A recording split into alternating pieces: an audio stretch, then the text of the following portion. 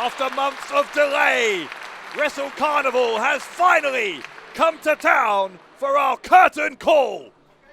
Dave Bradshaw here with James R. Kennedy. And James, what an exciting way to start off the first ever Wrestle Carnival event with this four-way match. It's an unbelievable way to kick things off, Bradshaw. We've got speed, we've got action, we've got bodies flying everywhere. Let's get this carnival started. Yeah, four of the most exciting young high flyers in the UK getting ready to collide here. What's this all about? Introductions yeah, we're already underway, and a double DDT from Joe Lando to start things off. There you go. I don't much like the handshakes, I have to be honest, but that double DDT was something else. Here comes Lando off the middle rope. There's an arm drag on Newman. Here comes again with the roll through. Got those legs wrapped around the head. Very innovative offense from Lando, who hits the standing moonsault, goes for an early cover to end it and gets a 2 count. Oh, close to as well from the referee. And here we go. This is what we're talking about, Bradshaw. Have to keep your eyes on the back of that head. Mayhew with a Hurricane Rana takes Lando down. There's the drop kick from Maverick Mayhew, and both Mayhew and Lando were among two of the most exciting young high flyers in the country before this pandemic hit, as was Callum Newman. Newman known as the Prince of Pace, and you're seeing why. Oh, here's the cover again. again. Shooting star from Callum Newman. 2 count this time for Newman. Newman, a man trained at the London School of Lucha Libre. Kick around the back of the head. Newman is the tallest man in this four-way match. Lands on his feet there. It may have hurt his ankle. Danny Black rolling in. Here comes Black. First time we've seen him in the contest, really. And Black with a really interesting double move there on both Mayhew and Newman, who collide with each other. Oh! Black now launching off, and Mayhew sent into Newman. An involuntary spear from Maverick Mayhew. Danny Black still going. Gets the overhead heel kick right into the skull of Maverick Mayhew. Danny Black calls himself the Kid without fear. We're seeing evidence of that in the early minutes of this four-way match. But again, you know, you have to keep the eyes on the back of that head. Keep that head on a swivel, as we say, because Bradshaw, let's be honest, none of these four men have a lot of time to work with here. Yeah, it's a very unpredictable match. 4 very innovative young stars. I know all 4 of them have spent the pandemic trying to practice and hone their craft. Lando, for example, has a ring in his back garden that he's been using to practice. These 4 have grown up in the business together. They know each other very well, but each of them desperately wants to win at each other's expense. You only get one chance to make that first impression. Someone will earn their way into the history books by winning the first ever match here at Wrestle Carnival, and that's something special to say. Yeah, Newman and Black, you saw there just a moment ago, exchanging blows. The pump handle position here for Black. Don't know what he was trying. It didn't work, but he tried for the victory roll. Newman goes to the outside. Oh, careful though, because here comes Danny Black. Catches him with a kind of a stunner on the outside after he flew between the top and middle rope. Kid without fear, right enough, but here's what we're talking about. After something so spectacular, look at what's about to happen. Just Joe Lando on that ring apron. Here comes Mayhew over the top of Lando. I don't think either Danny Black or Maverick Mayhew saw him coming.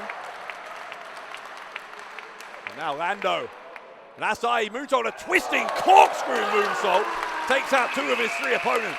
Unbelievable, and Joe Lando fired up. This crowd delighted by what they're seeing from all 4 of these hungry young lions here in Wrestle Carnival. Lando, though, putting the boot into Danny Black. Mayhew took a shot as well and gave Lando a receipt. This one has spilled to the outside. Oh, look out. And Newman's going to take advantage. Callum Newman, the Prince of Pace, soaring through the air. And Callum Newman, you'd have to say physically. You know, all these men can move quick. They have serious speed in their arsenal. But Callum Newman has a little bit of physical stature to him as well. Definitely the biggest man in this match. Newman is in control. Danny Black charging in. Tried to get him. Mistimed that, and the double foot stomp from Newman, who's still on the apron. So I think that was a knee in the end that collided with the head of Danny Black. And now Callum Newman off the top. Missile drop kick from Newman. Perfectly executed, but can Callum Newman follow up? Can he capitalize? Time is of the essence here. Yeah, that's one of the important dynamics in a 4-way match. You need to obviously get a full on one of your opponents, but you also need to know, in order to get that full, where the other 2 are. Danny Black with another kind of somersault kick into the head of Newman this time. Black, who's had a very successful few months over in Progress Wrestling, among other places, since live wrestling has returned in Britain. Going to the top, took too long about it though, and Joe Lando got him in a compromising position. Oh no. Danny Black, yeah, he's in trouble here, I think. Oh my goodness. I thought it was going to be a fall away slam, but with the backflip, Lando followed through and, though, wasn't able, I should say, to make any gains from it because Newman took advantage, but Mayhew in as well. Action all over the ring here. Here we go, the pace quickens. All 4 men are down. All 4 men leaving it all in the ring. As you said, James, all of them wanting to make history as the winner of the first ever match in Wrestle Carnival history. History only remembers the winners, Bradshaw. The losers go straight to the back of the line in terms of everyone's memory. So this is so important. These 4 men know what's at stake here. Well, all 4 of them on their knees, trying to gain that crucial advantage. At this point, conditioning is essential. Who has kept themselves in the best shape may have a critical advantage as we head into what may be the later stages of this match. Oh, you can see it slowing down significant. Well, maybe not actually. Hold that thought. Yeah, knees into the side of the temples of 2 of them. Oh my goodness, look at that from Mayhew. Dropping Callum Newman right on his skull, which bounced off the canvas. I think Mayhew may have put Newman out of commission here entirely. Mayhew goes to the ropes. A Hurricane Rana, this time from Lando on Mayhew. And from behind, Danny Black. Danny Black, what innovative stuff from Black, who hooks the leg. But a 2 count. The near falls are coming thick and fast now for all 4 men. Insecurity around the side of the head from Newman. Callum Newman catches the coronation. Hooks that leg. The cover. That's a save from Mayhew. That is exactly the kind of problem we were talking about in these 4-way matches. If you don't know where both your other opponents are, one of them could well break up the pinfall. That's what happened there. No doubt about it. Callum Newman thought he had the match won. Maverick Mayhew there with a big forearm. Yeah, and another one from Mayhew. Again and again. Mayhew's done well to recover after being dumped on his head by Joe Lando a few moments ago. Well, the recovery may have been brief after that kick to the head from Callum Newman. Whoop. Newman to the outside. Maverick follows through, but Newman still on his feet on the ring apron. Maverick, though, with some evil intentions, I think. Maverick Mayhew headed to the opposite ropes. Newman comes through and catches him. Wow. Goodness me. Needs to make that cover though, Bradshaw. That's all important. Maybe How wants much to follow up instead. How much damage can any of these men sustain from here on in? Newman at the canvas there, planted face first after Mayhew moved out of the way. Here comes Danny Black. Breathless action. Danny Black perched on that top turnbuckle. Danny Black with the 450 elbow. Incredible from Danny Black. Black will go for the cover. But look at the top left of your screen. There's Joe Lando with the JJ elbow. Lando with the cover. And Joe Lando picks up the first victory in Wrestle Carnival history. Wow, Bradshaw. Let's be honest, for just Joe Lando, what a monumental win this is. The first ever match here in Wrestle Carnival, and Lando wins it. Absolutely stunning from all four of these young men who are undoubtedly the future of British wrestling. But if Wrestle Carnival is the wrestling variety show, I think you just saw the acrobats. Bradshaw, I have to be honest with you, I found it hard to keep up. You know, just when you saw one move, here comes another man from behind. Unbelievable, the energy. This place came unglued when Just Joe Lando got that victory though. And disappointment for the other three men in this match. It's written all over their faces. You take a moment to get your breath back. I know you're getting older. As these four young men who certainly don't have that problem, still very much in the early days of their careers. And they are, as we said at the start, all of them friends. Oh, but there's no need for this. We saw this right at the top of this match. What's with this constant handshaking and I thought, a hug! I know friendship is not a concept that you find easy to understand, but these four have been through it all, and they've been through a war again tonight at Curtain Call. Hugs and kisses for good measure. But at the end of the day, it's Joe Lando who got the win. What it means to Joe Lando. As Maverick Mayhew walks out, great ovation from these fans here at the Portland Centre in Nottingham. Lando with his hand raised again. He is appreciating the fans appreciating him. Lando, your winner in our opening match.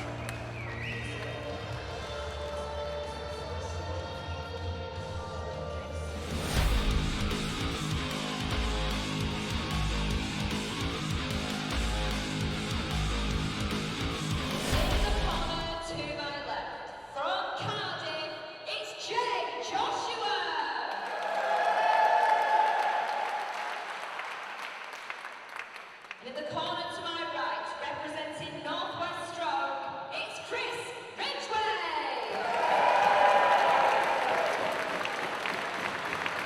All right, up next here at Curtain Call, it is a submission match. And James, I don't know about you, I don't know much about Jay Joshua. I met him for the first time earlier today, but Chris Ridgway I do know about, and he is one of the most dangerous submission wrestlers in the entire world. And you see already Chris Ridgway just getting a little bit of hydration, because let's be honest, you just need to look over the ring at Jay Joshua, a physical specimen. Just use your eyes and you can see that this man, rough, rugged. Bradshaw, this is going to be one hell of a match. Think what you have to do to your opponent to weaken them sufficiently so that they submit. Yeah, the bell's rung, we're underway here. Jay Joshua, certainly no slouch in the submission department himself. He qualified for wrestling in the Commonwealth Games back in 2012 and is a very accomplished amateur wrestler, as I'm sure we will see in, well, not just in these opening moments, but throughout, as these two just feeling each other out at the beginning. Remember, all it will take is one tap out here. So this is the kind of match that could go on for a long time, but equally, it could end at a moment's notice. What we just saw there is going to be crucial in this match. That ring awareness, that positioning, it could be everything. Rope breaks could quite literally save your bacon in this match. Yeah, well, knowing Ridgway and knowing Joshua by reputation, I'm sure there are several holds that both men can apply, which are really, there's no way out of other than reaching the bottom rope. So that will be a crucial tool, I think, in both men's arsenals as we go through here.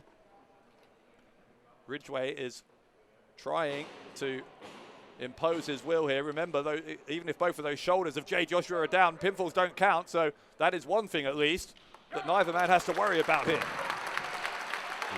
We call this the wrestling variety show here at Wrestle Carnival. Well, this is proof positive. Think of our opening match. Bodies flying everywhere. This is a much more tactical war between Chris Ridgway and Jay Joshua. Still in the feeling out process. The early minutes of this match locked eye to eye, nose to nose. Yeah, Ridgway back on top here. Trying to shift his body position. You saw he had an open leg stance there just for a moment to try and get his body on top, which he's successfully done. And now he's trying to hyperextend that elbow with the arm bar. Jay Joshua's got a butcher's hook gripper. He did to stop that from happening. Now both men have each other wrapped up. Both men got a hold of the other's left leg. I'm not sure anyone gains from this. They are rolling towards one of the corners. Yeah, they're both in the bottom rope, and I think that's what you call a stalemate. Absolutely, and also how easy in that kind of sequence would it be to tweak an ankle, a knee? That could be detrimental long term in this match, and now we see Jay Joshua just with that low stance as Ridgway comes back to his feet. Well, we know that Ridgway, pre-pandemic, spent a lot of time in Japan where he became even more dangerous than he was before. And one of the things Ridgway really did focus on over there is being able to smell any weakness, being able to sense when a body part has any kind of vulnerability and then focusing relentlessly on that. I'm sure if Ridgway senses that opportunity here, he'll try it. But in the meantime, he's got a half crab. Joshua getting himself in a position where he was susceptible to that half crab, and he's able to get out of it. They are still getting their arms wrapped around each other here in the corner. Joshua got his boot in the face of Ridgway, and now Ridgway finally, I think, giving up the ghost there and deciding to go to the ropes once more. All tied up in knots. Bradshaw, I wonder how long it's going to be, though, until tempers start to flare, because you and I have both called a lot of Chris Ridgway's matches, and one thing Jay Joshua must look out for are those kicks, those strikes. They could be so lethal and weaken one of Jay Joshua's limbs, leave him susceptible to that submission.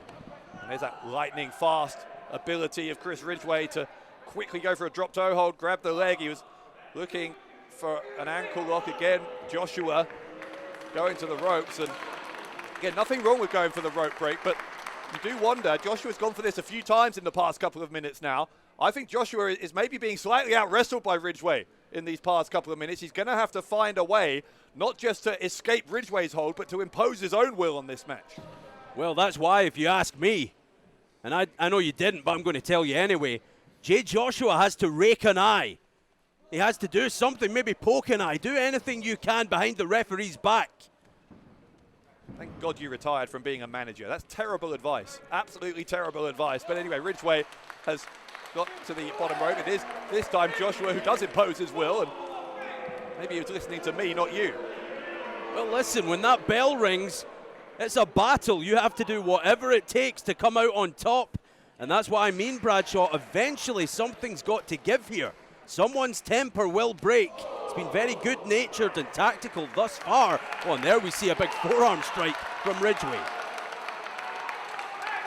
Yeah, Ridgway is inviting Joshua to hit him back, and Joshua didn't need asking twice. Ridgway, I think, just contemplating that strike from Joshua and then returning with one of his own. This is a game of one-upmanship here. Well, maybe to your point, Bradshaw, Joshua realized he was out-wrestled by Ridgway early on, wants to turn this into a little bit of a slugfest, regain some lost momentum.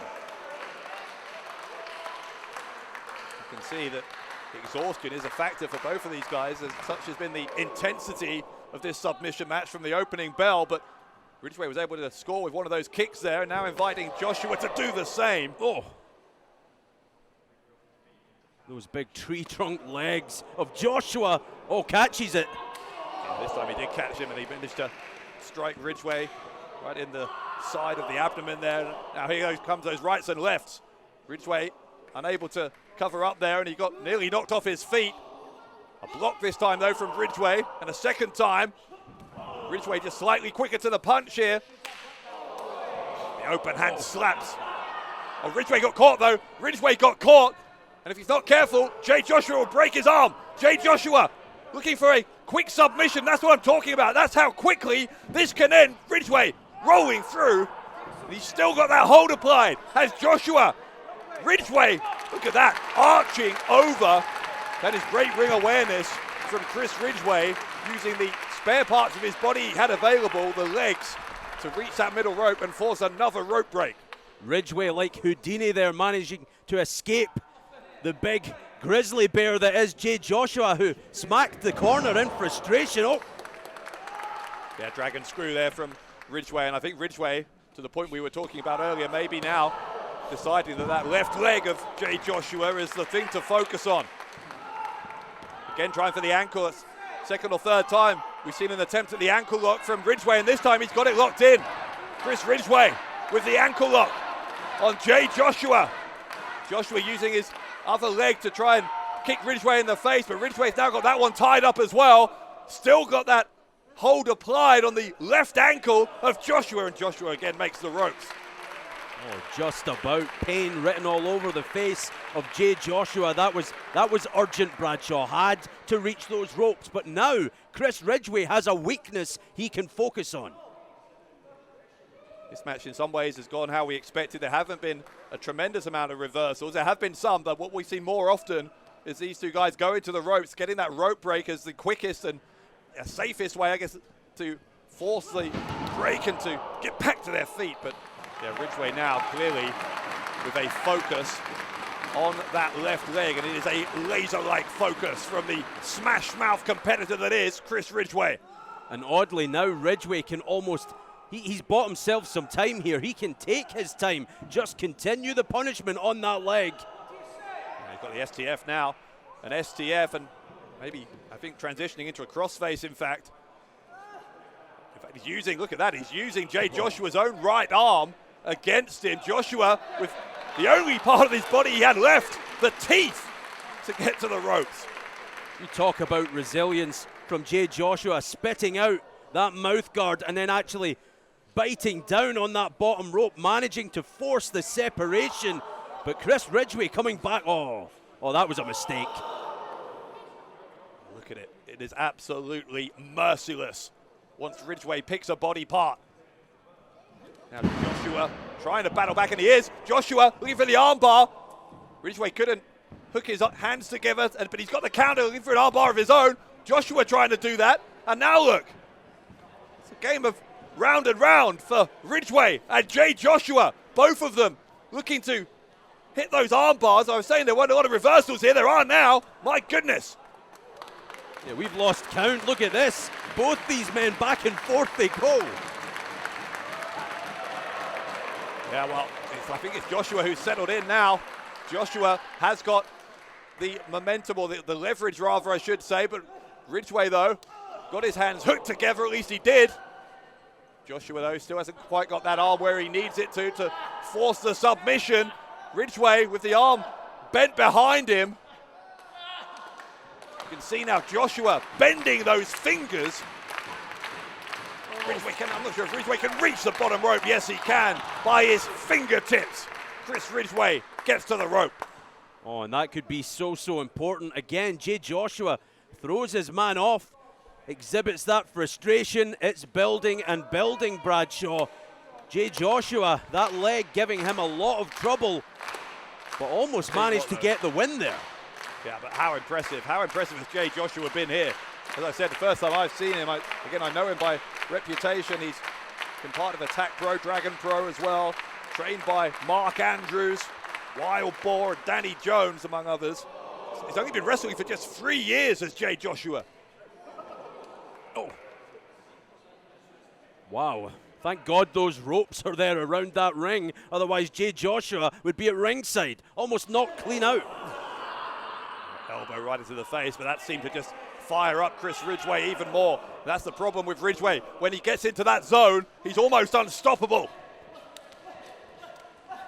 Again and again, they are exchanging blows. Look at the frenzy of offense from both these two. Ridgway is the first to have to show some weakness there. Goes down after the strikes from Joshua. Joshua, the heavier of the two guys, got a bit more force behind some of those blows, but Well, don't tell that to Ridgeway, because look at the force behind those slaps from Chris Ridgeway. Oh, but here comes Joshua again. Yeah, Joshua got the rear waist lock and now sleeper hold. Sleeper hold applied to Chris Ridgeway. Ridgeway with the counter goes behind. Both men trying to lock in that rear waist lock. Kick from Joshua, but Ridgeway takes him down. Ridgeway again looking to stretch out that elbow. Headbutt from Ridgeway. Ridgeway, the accomplished submission wrestler, can sometimes just adapt and look like he's in a bar fight. Now has that head, that neck cranked in tight. Has the Tap. legs gripped. Oh, there we go. The tap out from the Dragon Sleeper. And there it is, from nowhere. Chris Ridgeway picks up the win.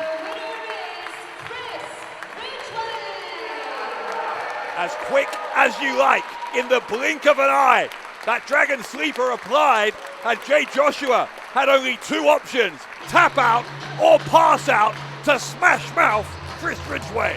It wasn't even a decision, if you ask me, for Jay Joshua to make. The pain would have been incredible as soon as Ridgeway grapevined those legs around the waist, cranked up the pressure on that head and neck. Jay Joshua just had milliseconds before he was unconscious. Hard-earned victory there for Chris Ridgeway. Ridgeway confirming that reputation, consolidating the reputation he had built before the pandemic paused everything in the wrestling industry in this country as one of the most talented submission wrestlers in the game. Jay Joshua has nothing to be ashamed of. Came in here, gave Ridgeway everything he had and more. But at the end of the day, Bradshaw, there's the man leaving. Nice applause for Chris Ridgeway, your winner.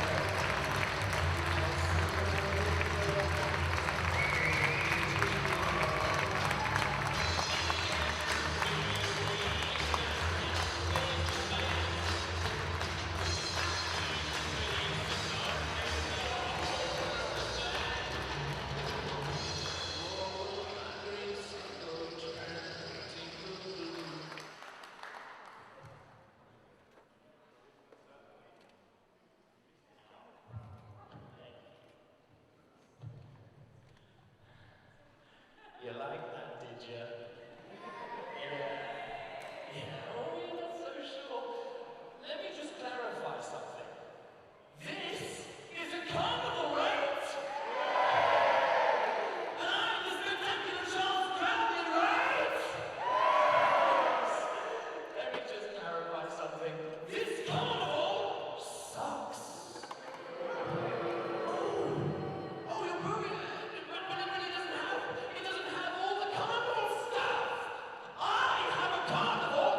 I have a much better carnival down the road in Sheffield? Derby?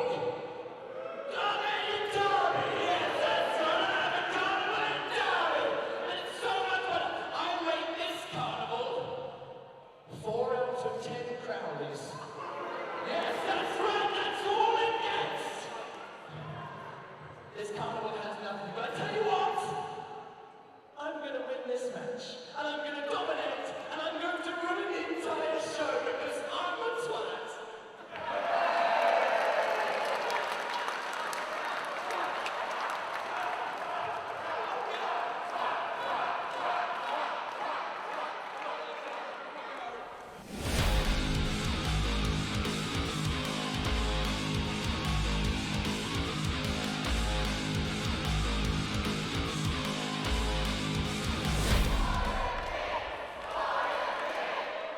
Great atmosphere here in the Portland Center for what will be a totally unique scenario, this Carnival Gauntlet match.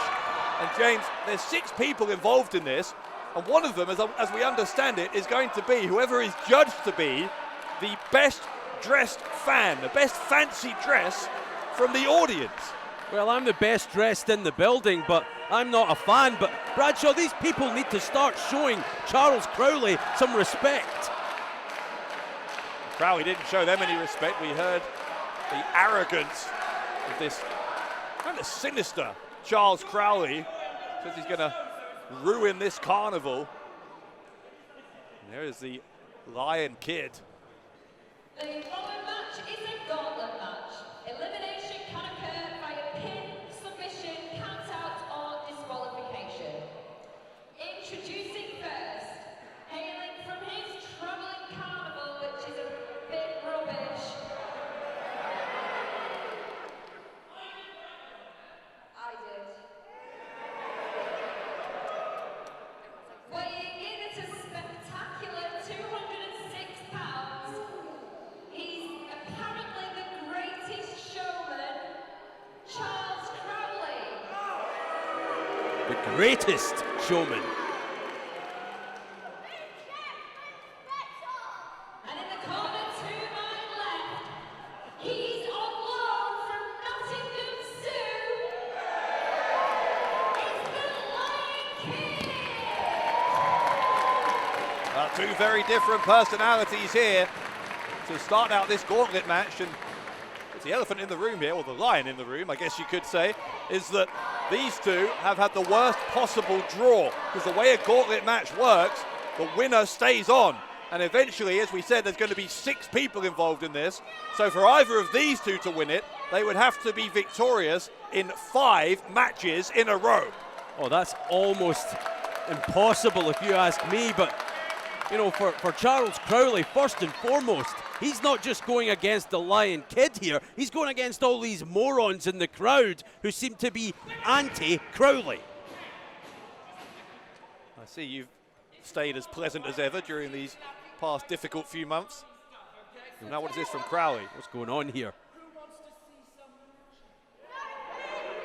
A little bit of magic.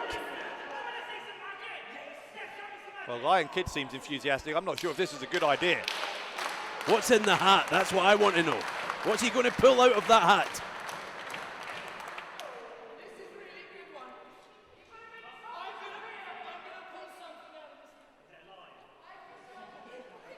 Now, Lion Kid needs to be careful here. What's it going to be, Bradshaw?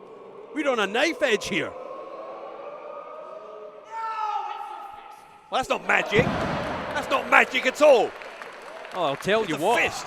Lion Kid, he'll be seeing stars, and that sounds pretty magic to me. What a right hand that was from Crowley. There is something deeply sinister behind this showmanship of Charles Crowley. A dark charisma is what I called it in my article previewing this event on the Wrestle Carnival website, and I'll stand by that. Crowley, he creeps me out. Here comes Lion Kid. Lion Kid, who's a veteran of the UK scene, now been plying his trade for well over a decade, and Lion Kid showing just why he has had that durability. Very popular here in Nottingham as well. Lion Kid on the apron as a shoulder thrust. Crowley got lured into that, and now Lion Kid shoulder rolling back in, and Kid with the twisting cross body off the second rope gets a 2 count. And Crowley, for all of his big talk, was just a half a second away there from being eliminated already. Well, if you're either Lion Kid or Crowley, you have to eliminate the other man as quickly as you possibly can. Lion Kid was able to catch the legs of Crowley there and drop him hard, back first, onto the canvas. What's this Lion now? Kid. Got a handstand. Not many Lions that can do that.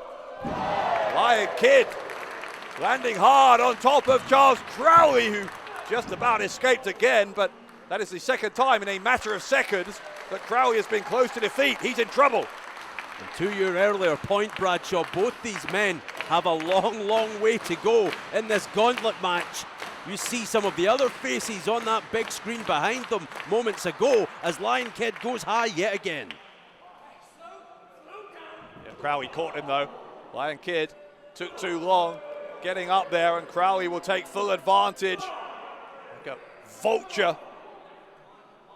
Crowley up on the second turnbuckle, but that was smart from Lion Kid. Kid swept the leg away. That's bought him a bit more time, and now up on the top, here comes Lion Kid. The crossbody, oh, that's great strength. Credit where it's due, great strength from Charles Crowley to catch him there.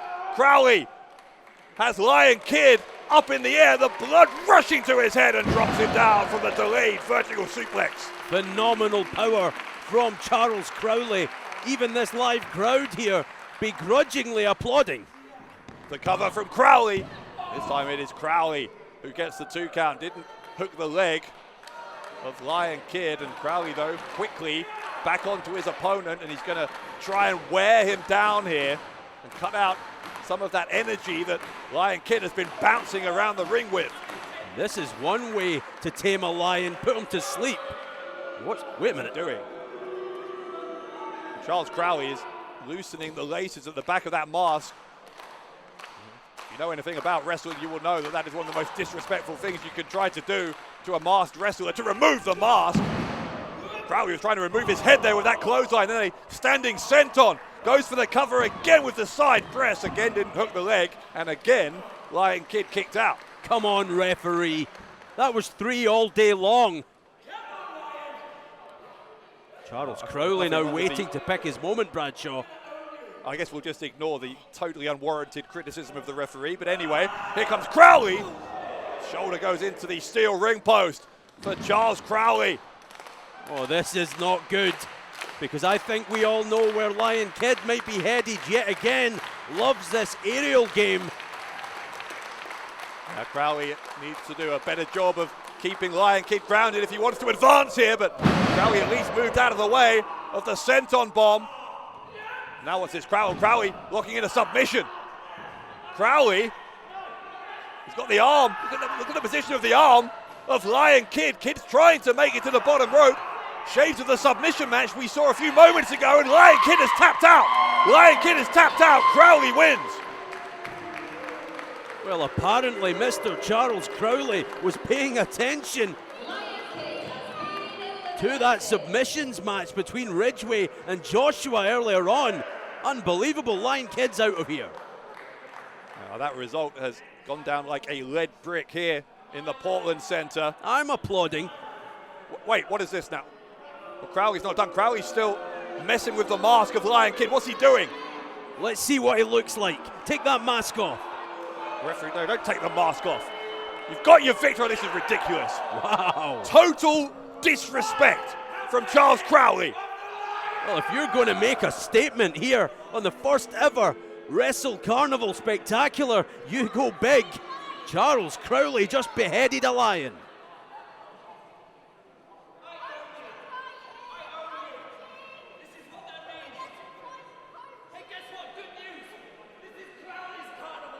Crowley, you heard that, saying that he owns Lion Kid by removing his mask.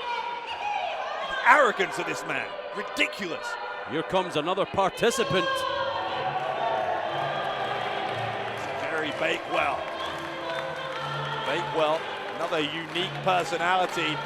This whole gauntlet, very reminiscent in some ways of the carnivals of old, not least because there's going to be a fan involved at some point, where back in the olden days when members of the public were invited to test their abilities against a strongman wrestler, and it has vibes of that here. But in the meantime, Jerry Bakewell and Charles Crowley, who for different reasons are among the more unique personalities you'll ever meet.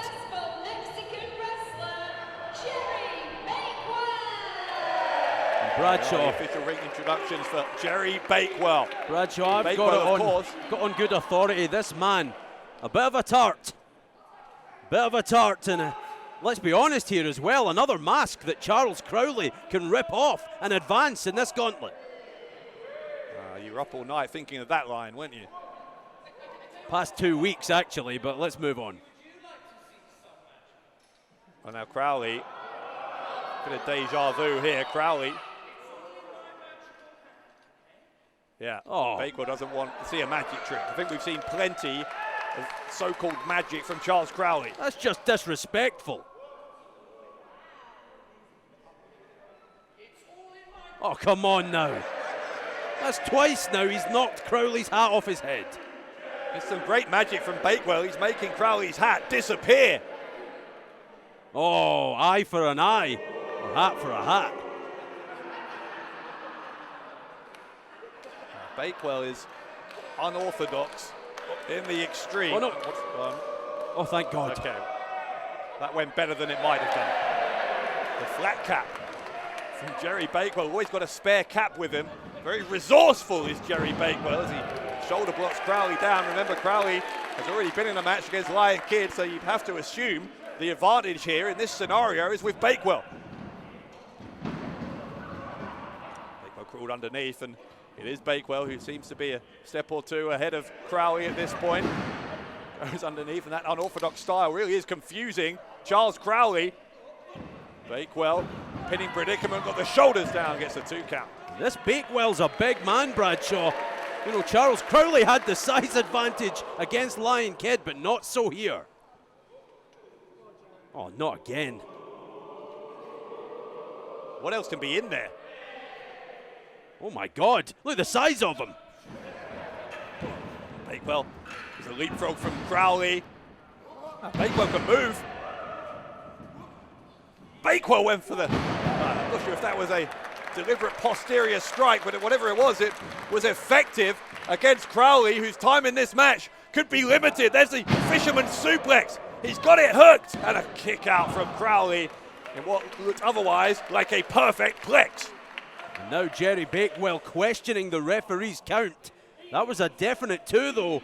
Charles Crowley survives. Snapmare takedown from Bakewell, and another one. Once more, Crowley just seeming to be doing what he can to hang in there, and it is Bakewell who's the aggressor. How many of these snapmares are we going to see from Jerry Bakewell? I've lost count, and I think Charles Crowley has lost his bearings. You lost count after 4, because that's as high as you can count. I can count to 5. While Bakewell has got way more than 5 of those now on Charles Crowley. Bakewell dropping the knee right on the face. Goes for the cover, got good body on body weight there on the shoulders, and Charles Crowley had to exert quite a lot of energy to kick out there. And this is all Bakewell. Completely dominating this match. You said it, Bradshaw. Charles Crowley had already wrestled one man. That could be a key factor here. Now that is a classic Greco-Roman underarm hold. There's no need for that. Oh, what a knife edge chop. Crowley, I think, is suffering the after effects of, I guess we'll call that a pit stop, from Jerry Bakewell. Mr. Bakewell knows how to use that big frame to his advantage. Here's more evidence. Goodness, and imagine if you're Charles Crowley, who must be absolutely exhausted by now, you've got to be thinking, even if I beat Bakewell, I'd have 3 more to beat before I've won this thing. Yeah, but one of them's a fan. So, you know, that's really only 2.5 human beings. Oh my goodness. You really are quite obnoxious to the people who pay your wages. And speaking of obnoxious, here's Charles Crowley with another one of those submissions. Crowley locking in a very similar hold to the one he beat Lion Kid with. Crowley again trying to force a submission. God. Look at the strength of Bakewell. Still got it locked in as Crowley tenaciously holding on, and I think Bakewell's out. Bakewell's out. Bakewell's out, and Crowley annoyingly wins again. Surely he can't do this. Surely Charles Crowley cannot run the gauntlet. I'm telling you, Bradshaw, maybe this man is a real magician after all. He's made both Lion Kid and Jerry Bakewell disappear before our very eyes. Who's next? That's the big question. Yeah, Crowley growing in confidence or arrogance, depending on your perspective, but Crowley with 2 wins consecutively. He is 2/5 of the way there. But it could be 2 and out, because look who's next. It is the Punjabi War Prince, Harry Singh, about to enter the Wrestle Carnival.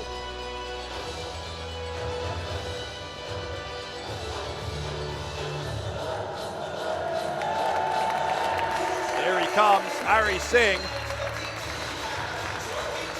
Looking fired up here is Singh. Well, Harry Singh must know he has a huge advantage.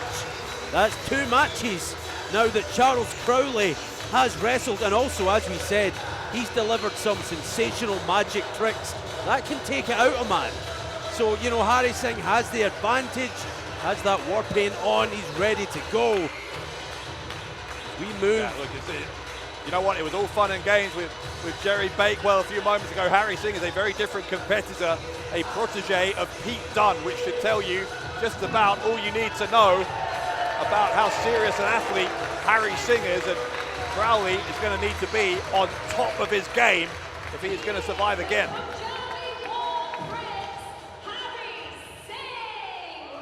So here we go. This is Charles Crowley, Harry Singh, the third of 5 matches in this Carnival gauntlet. Crazy. Third of 5 possible matches for Charles Crowley. Going to be interesting, though, to see what kind of wind Crowley has left. Harry Singh with a big old smile on his face. Oh, don't tell me, Bradshaw, are we going to see yet more magic?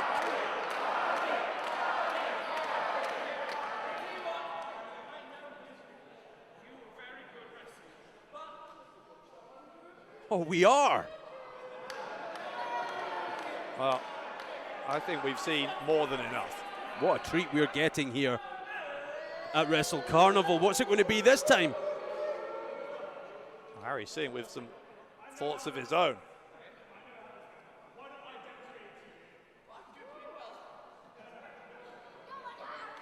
Harry Singh, I think, is going to dip his hand in Crowley's hat, and that, I'm not sure, is a great idea. Oh, it's a fist! Great trick! A great magic trick from Harry Singh, who goes for the cover, and Crowley kicked out. Man, Harry Singh proving he is one of the great magicians of his age. Oh, now you think it's a wonderful magic trick when anyone but Crowley does it.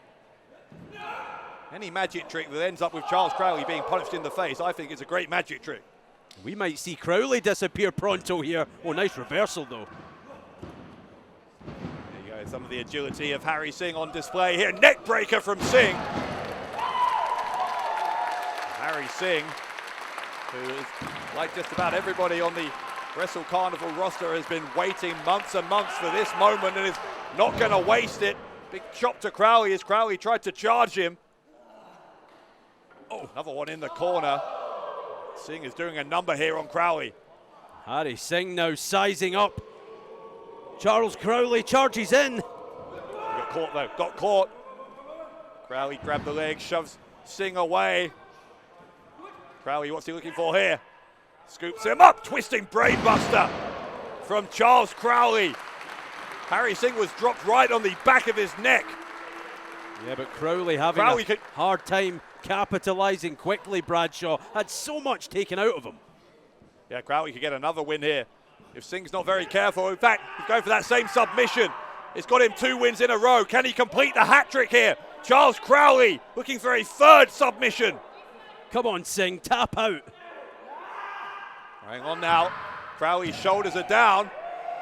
Singh picks him up. Great power from Harry Singh. And Singh was able to hit that kind of variation on the powerbomb to release the submission. In a way, I'm not sure if that was necessary, because I think Crowley may have been pinning himself in that submission hold. The referee was already up to a count of 2 before Singh powered out. There's a running boot right into the face of Crowley. Crowley may be unconscious. Singh goes for the cover, and he got him. He got him. Harry Singh knocks out Charles Crowley. And listen, Bradshaw, all these people booing, they're distraught. No more magic. Charles Crowley has been eliminated. All these people paid their hard-earned money to come here and see Crowley victorious in this gauntlet, and they're leaving disappointed thanks to Harry Singh. Listen to that from Crowley. Crowley having a temper tantrum after a trio of matches here. Charles Crowley, thankfully, I think, eliminated, and Harry Singh looking focused on whoever's next. Is it? Is it? Is it? It is! The troublemaker making his Wrestle Carnival debut.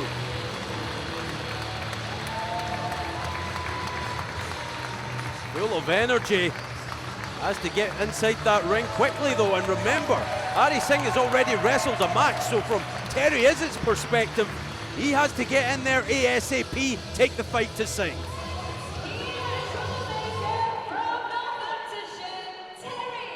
Is it straight to work here on Hari Singh? That's probably the best form of defense is offense against Singh, and that is what Terry Izzett is doing. Izzett, an 8-year veteran, is one of those guys who you've always felt was on the cusp of breaking through prior to the pandemic, and with this new chapter, this new era in British wrestling, it is a fresh chance for success for Terry Izzett.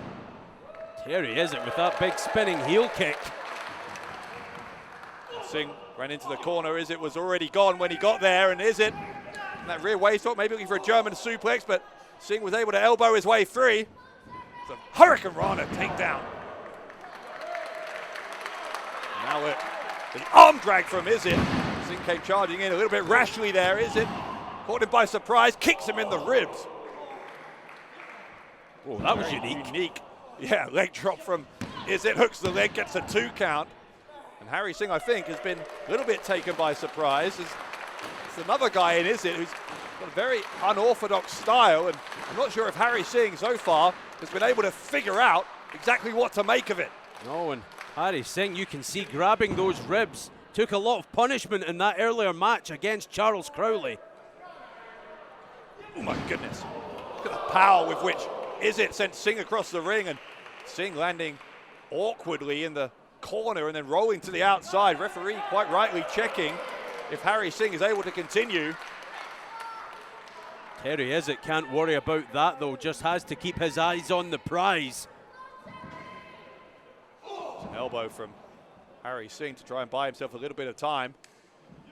Shoulder thrust, and now over the top sunset flip. The shoulders of Terry Izzett go down. Kick out, and then I think it was a knee into the jaw of Hari Singh. Tell you what, Terry Izzett might be a fun-loving individual, but we are seeing just how lethal he can be. The counter, though, from Singh. The counter from Singh, and a kick out from Izzett. Did you see the bridge on that Northern Lights? Whoa. Drop kick. And Singh once more asserting his authority here on the Carnival Gauntlet. Have to love the fighting spirit of Hari Singh. Backcracker there. Izzett was smart to grab the rope, prevent that from happening, and now Hari Singh eating the boot of Terry Izzett. This could be it, Bradshaw. Izzett plants him, jarring the spine of Hari Singh, who kicked out. That right shoulder was able to pop up off the canvas, and it just about kept the Punjabi War Prince in this Carnival Gauntlet. How long can Hari Singh survive? Because Terry Izzett just looks fresher and fresher the longer this match goes on. Singh, meanwhile, fading somewhat.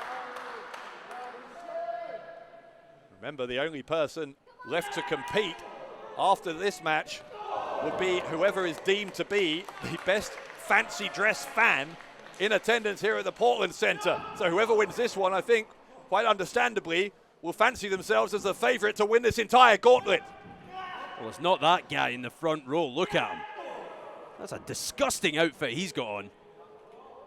DDT from Izzett. Nothing disgusting about that DDT from Terry Izzett. Perfect. Kick to the side of the head. The cover from Izzett. I think Hari Singh's unconscious. Yes, he is. Yes, he is. And Izzett has won it.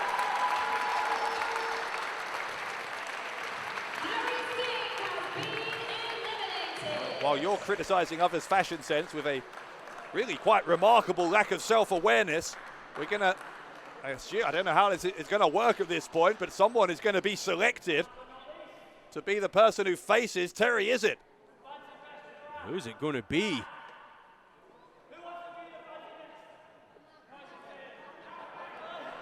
Is it going to get to choose? Let's be honest. It should be no one in here. It's like the TK Maxx sale aisle that these people shop at. It's just Terrible fashion sense, if you ask me. Well, where did that jacket come from?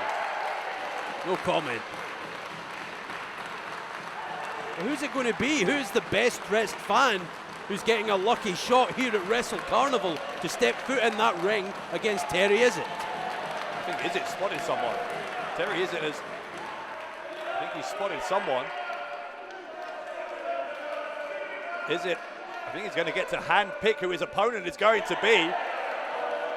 It's off camera, but I can tell you there's a young man who has, I think, come dressed as John Cena. He's wearing a mask as well. Making his way to the ring, you can't really see it, he's a fan! All right, so, in all seriousness, I'm not sure this is the smartest move from someone who's not a trained wrestler to get in there with someone who is. This fan's all excited right now, but the gravity of the situation may set in very quickly. Well, what's the liability situation here? I don't want to get into any legal trouble, not anymore anyway. Legal trouble is the least of your worries.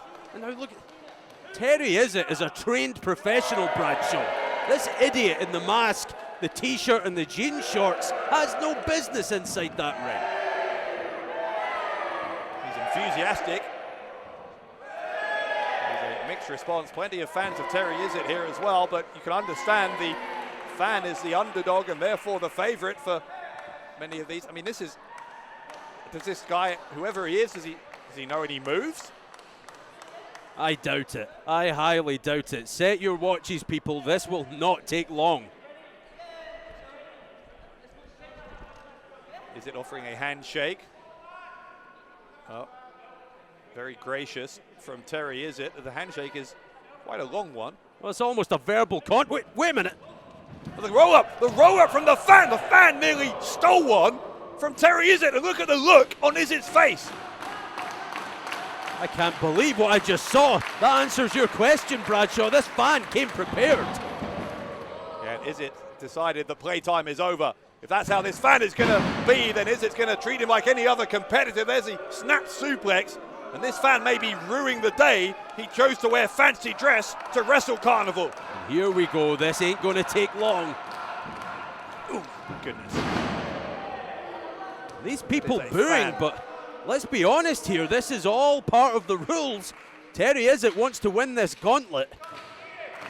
Yeah, well, he's trying to put this fan away, and that burst of energy with which this young man entered the ring has been cut short-circuited, if you will, by Terry Izzet. The shoulder block! Where did that come from? And another one! What is going on? Beats me. Where have we seen this before? Oh, I can't believe my eyes, Bradshaw. No way. This can't be allowed to happen. This is unreal what we're seeing. Surreal. The fan is going to the ropes. And, oh my goodness. I believe you call that a 5-knuckle shuffle. And Terry Izzet almost out on his feet. No way. Look at this. Looking to adjust the attitude of Terry Izzet. This fan goes for the cover and a kick out. Goodness me, I thought we were about to see a miracle in Nottingham. Can you imagine? Can you imagine the headlines if a fan enters that ring at Wrestle Carnival, beats Terry Izzet, wins this gauntlet match? This would, let's be honest, this would be a farce. This should not be allowed to happen. It would not be the reboot of Terry Izzet's career that he was hoping to start post-pandemic life with. As tried again for that attitude adjustment, did the fan. In the end, he's taken a bicycle kick right to the face, and Izzet now. God, that was brutal. Nothing pretty about that from Izzet, but Izzet, I think, is losing his temper here with this fan. Typical wrestling fan. Talks a good game, and then as soon as a wrestler gets in their face, they wilt like a flower. Don't have a backbone, none of them. Yeah, who does that remind me of? Anyway, Izzet. Another kick right into the chest of this fan, and for the moments of hope that this fan has provided for an unlikely victory, I think now The fairy tale seems to be dying in front of our eyes. Here comes Izzet off the ropes. Oh my God, drop toe hold. Drop toe hold. Oh, no more. Now what? The STF. STF on Terry Izzet. Izzet's in the middle of the ring. Look at the guns on that fan. A long, long way away from the ropes is Terry Izzet scrambling, clawing. He's got quite a lot of strength on him, that fan who's got that STF cinched in it. Izzet was elbowing his way free, tries to steal the win, and the fan now counters. Oh my God, he got him! He got him! He got him! The fan! Unbelievably, the fan wins the Carnival Gauntlet! What? What did we just see? Bradshaw, I'm speechless. And so is Terry Izzet. This fan came out of nowhere and stole one here at Wrestle Carnival. And the winner of this match is... What's your name? Joe. Oh, you've got some big guns. The winner is... His name's Joe. Lucy Openshaw, our ring announcer, is absolutely right. He does have some big guns. And those big guns are raised aloft in victory. He reminds me of someone. It's not John Cena. I can't even, oh wait a minute. Wait, what is this? The atmosphere just changed in this building. That's big Will Cruz. Will Cruz entering the ring and, oh what, you're gonna pick on a fan? Oh, get that idiot out of that ring. Get that idiot out of your ring, Will Cruz. I thought you were calling Cruz an idiot. Oh, I wouldn't dare. Look at the size of this man. That would be probably the boldest thing you'd ever done, but this fan having no trouble with boldness, but he might not be doing the most sensible thing, because look at this, post-match assault on a fan. Almost body slammed that idiot right through the ring canvas. What, you sound like you're pleased. What does this achieve? What does this achieve? What is he showing he can do against an untrained wrestler? Listen, that ring is for trained professionals. Professionals just like big Will Cruz, who isn't finished dishing out the punishment. We need some help out here. We need some, what? Hang on a second. Trying to get Cruz on his shoulders. That was a mountain too high to climb for this fan. Oh, the fan! Oh my God, Joe! Joe with the big guns sending Cruz to the outside. This fan is holding his own. Now this fan making a mockery of Will Cruz, who's had enough, Bradshaw. Here comes the steel chair. Yeah, take your chance to get out of there, young man. This young man, Joe, yeah. Well, we've got some stewards, some of our ringside crew here. They better get out of the hell out of Dodge, because Will Cruz, yes, not in any mood to be placated. Oh God, that's Blake. Well, Blake, I thought he's a wrestler and he's known as the powerhouse. I thought he was coming here to support our ring crew. What is this now? Blake and Will Cruz collectively doing a number on everybody in the ring. They're cleaning house, Bradshaw. That's what they're doing. Stereo. Power bombs. Good God. Wow. Good God. Wow. Total devastation from Will Cruz and Blake. Talk about a force to be reckoned with. Get that idiot out of your ring. Will Cruz and Blake, two powerhouses, and now they have the fan again.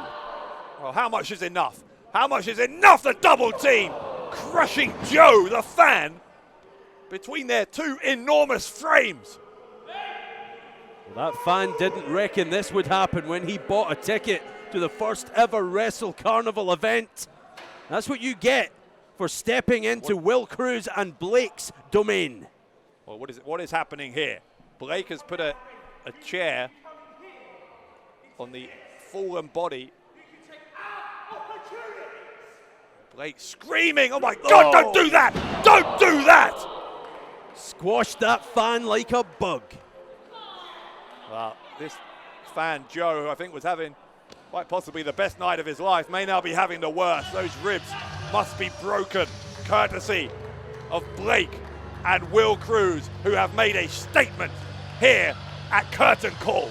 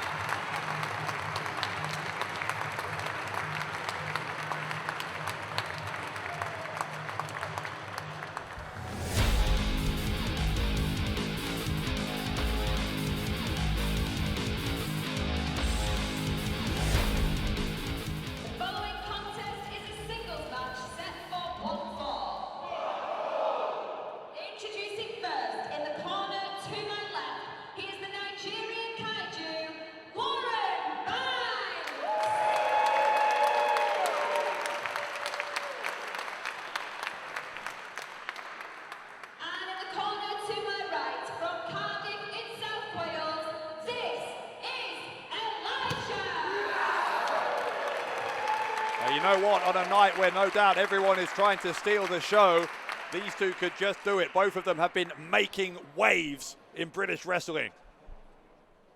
Elijah, all energy, all intensity as the bell sounds.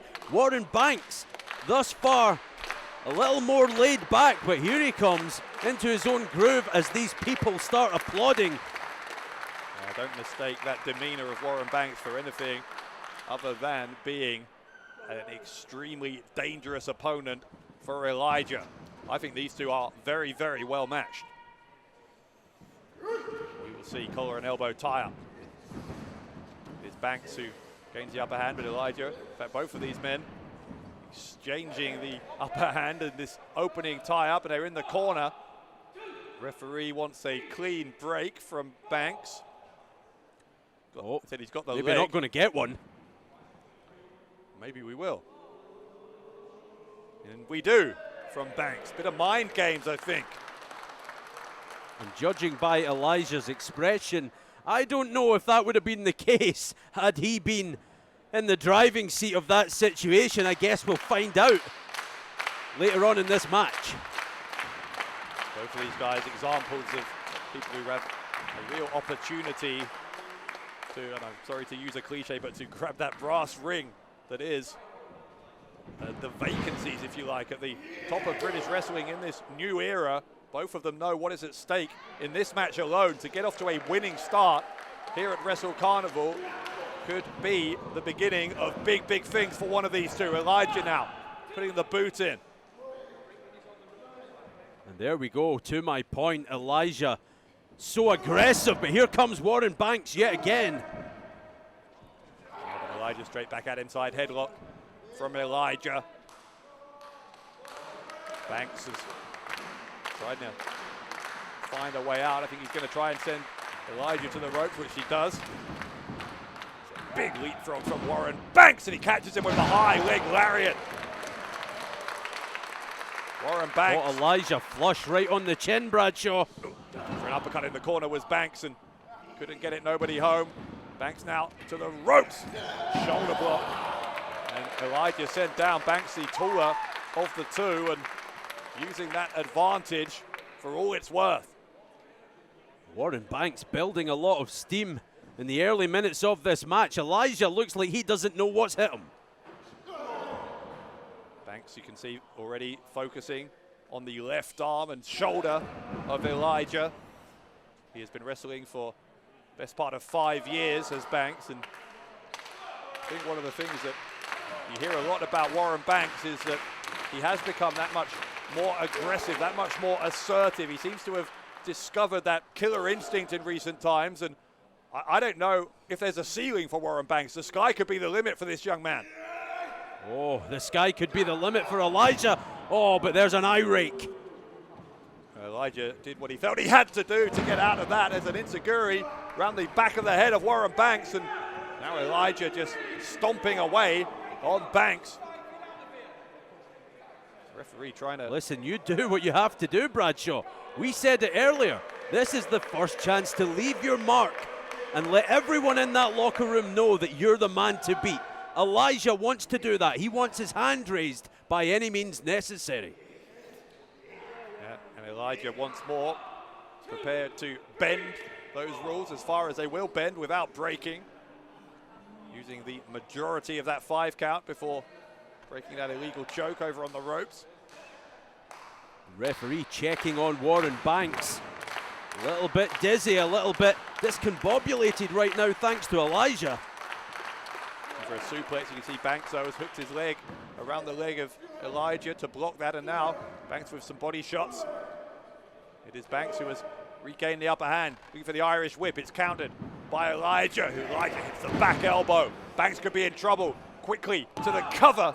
Didn't hook the leg, didn't Elijah. Banks was able to kick out, but that is impressive how Elijah was very quickly able to turn the tables there. Definitely, and now firmly in control of this match. Warren Banks in serious, serious trouble.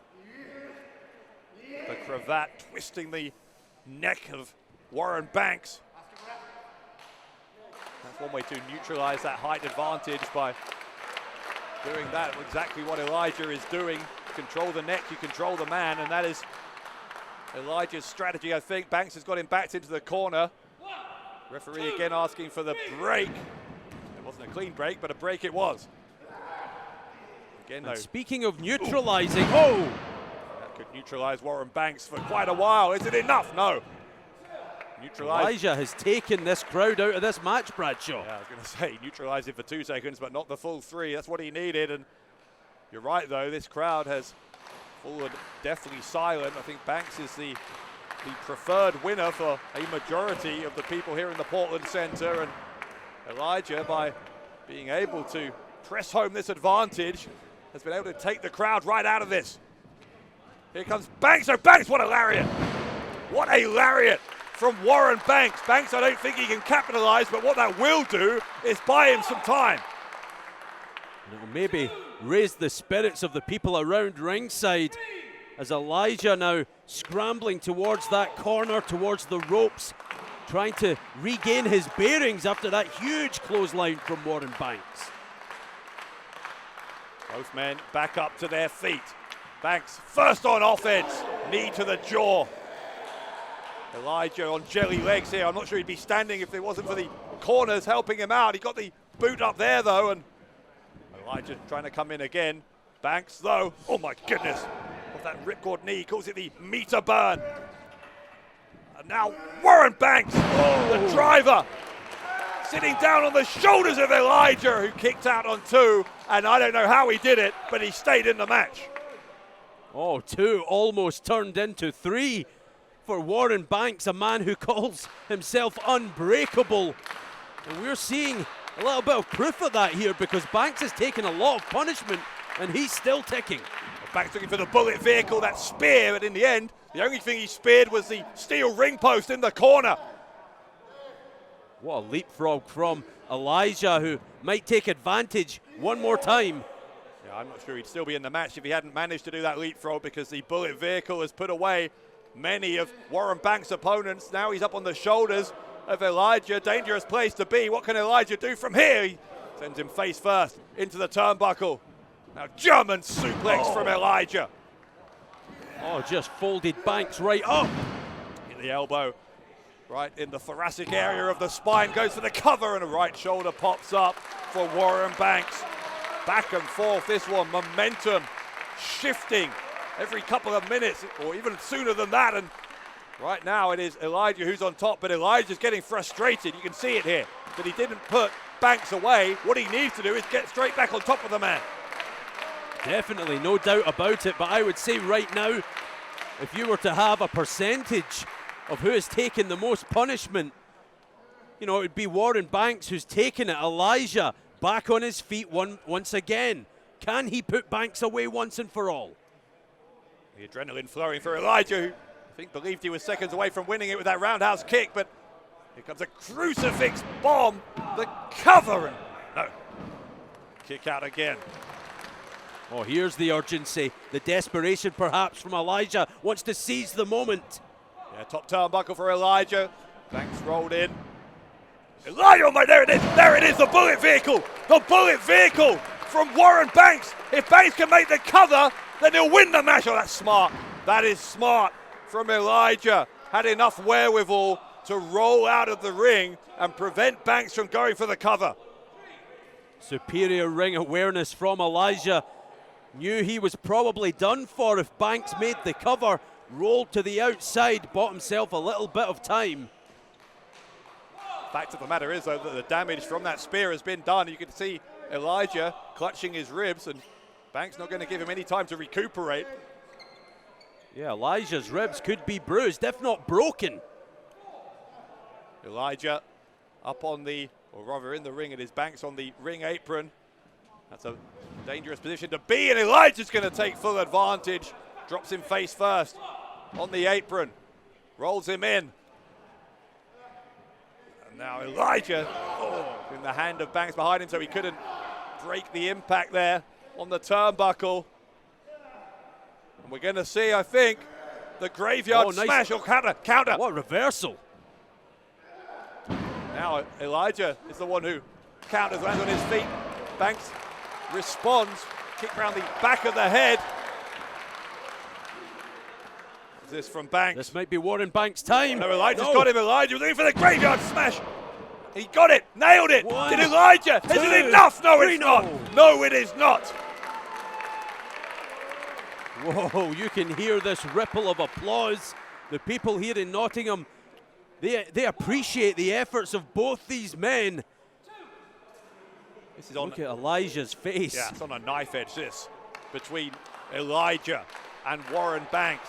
We said they would try and steal the show in their efforts to defeat each other here at Curtain Call. And they are putting in a hell of an entry for that accolade. But again, though, Bradshaw, Elijah, the first man back upright. Yeah, and now Elijah trying to hook the arm of Banks. Banks, I think, is trying to battle. I think he knows that Elijah has some very evil intentions here, looking for what he calls the danger buster. In that cross arm position. Banks with a counter, done his homework as Banks was able to shoulder block and prevent Elijah from hitting what could have been the decisive move. And now it's Warren Banks buying himself a little bit of time, but hard into that turnbuckle. Yeah, Elijah senses a brief opening. Going to launch himself, I think, off the top rope. Yes, he is. He got caught. He got caught by the bullet vehicle. Now Elijah. Elijah up on the shoulders of Banks, who plants him. Warren Banks plants Elijah, goes for the cover, and Warren Banks wins a war at Curtain Call. What a match, and what a win for Warren Banks, for whom the sky is the limit. Wow, one hell of a battle between both these men. Bradshaw, I thought Elijah had this match well in hand, but it just goes to show the resilience, unbreakable right enough. Warren Banks roared back in a big way, gets his hand raised in the end. We may look back on this moment as the beginning of something very special for Warren Banks here at Wrestle Carnival. He has started off his career in this company with a hugely well-deserved victory over Elijah.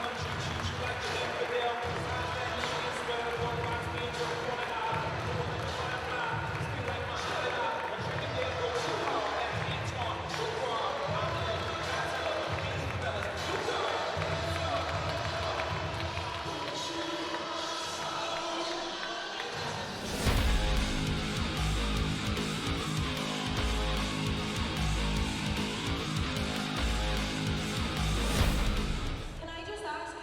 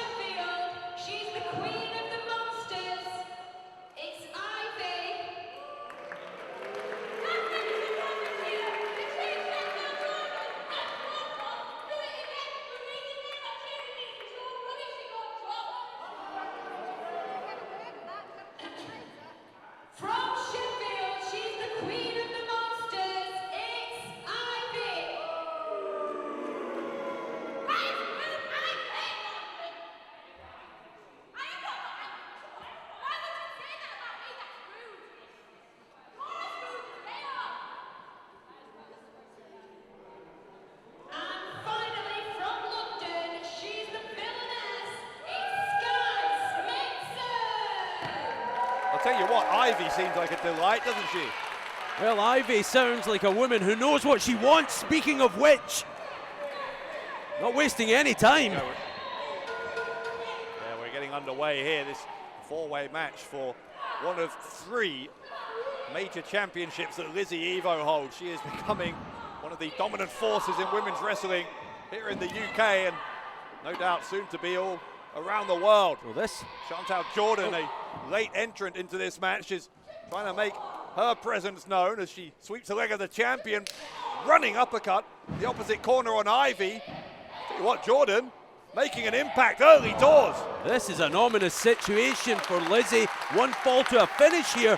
She could lose that Catch Pro Wrestling Women's Championship without even being involved in the decision, Bradshaw. Here comes Skye Smitson, though. Smitson, the villainess. Another one of the women who was really, I think, coming into her own before the pandemic and going to look to pick up where she left off and doing a pretty good job here against Chantal Jordan. Jordan dropping down after that knee right into the jaw. Here comes the champion, Lizzie Evo. Counter of the Irish whip, tried for the drop kick, did Smitson, but Evo put the brakes on. Clothesline. Oh, there was something behind that clothesline, but here comes Jordan. Yeah, Chantal Jordan, those martial arts style kicks. She is a black belt in kickboxing.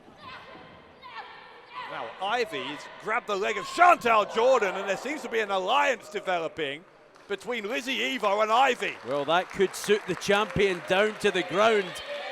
Back up against the wall against three challengers here. If Lizzie can form an alliance with Ivy, that could be huge.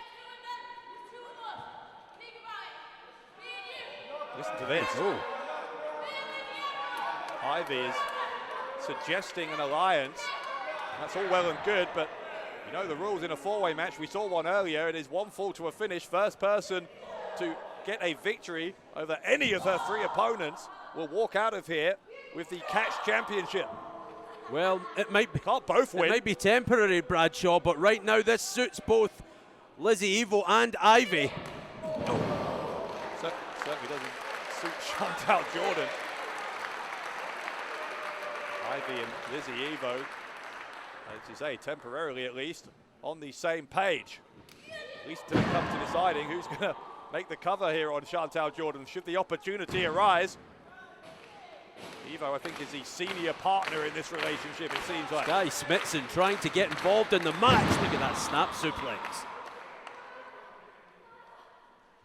Ivy doing the bidding of Lizzie Evo at the moment, and Chantal Jordan trying to battle her way back into this in what is essentially a 2-on-1 handicap situation, but Evo now asserting her will. She's got Chantal Jordan backed into the corner, putting the boot in.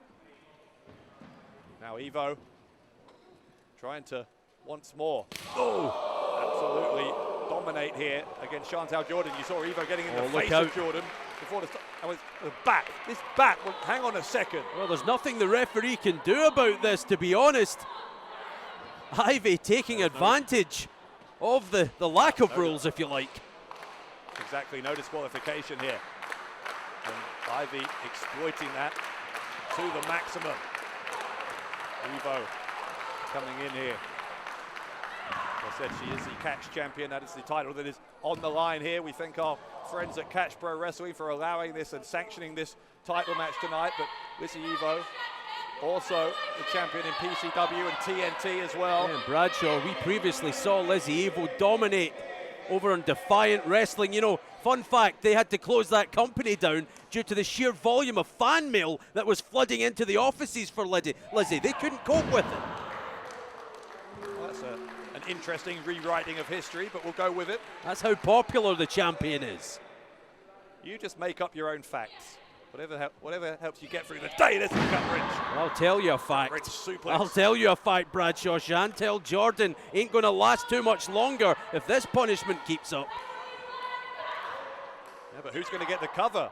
Again, this alliance, it cannot last. It's every woman for themselves when it comes to the fatal four-way and ultimately the Catch Pro Wrestling Women's Championship. There's a clothesline from Evo. Skye Smitson just has not been able to get going, get involved in this match, and and that's almost detrimental to Chantel Jordan right now.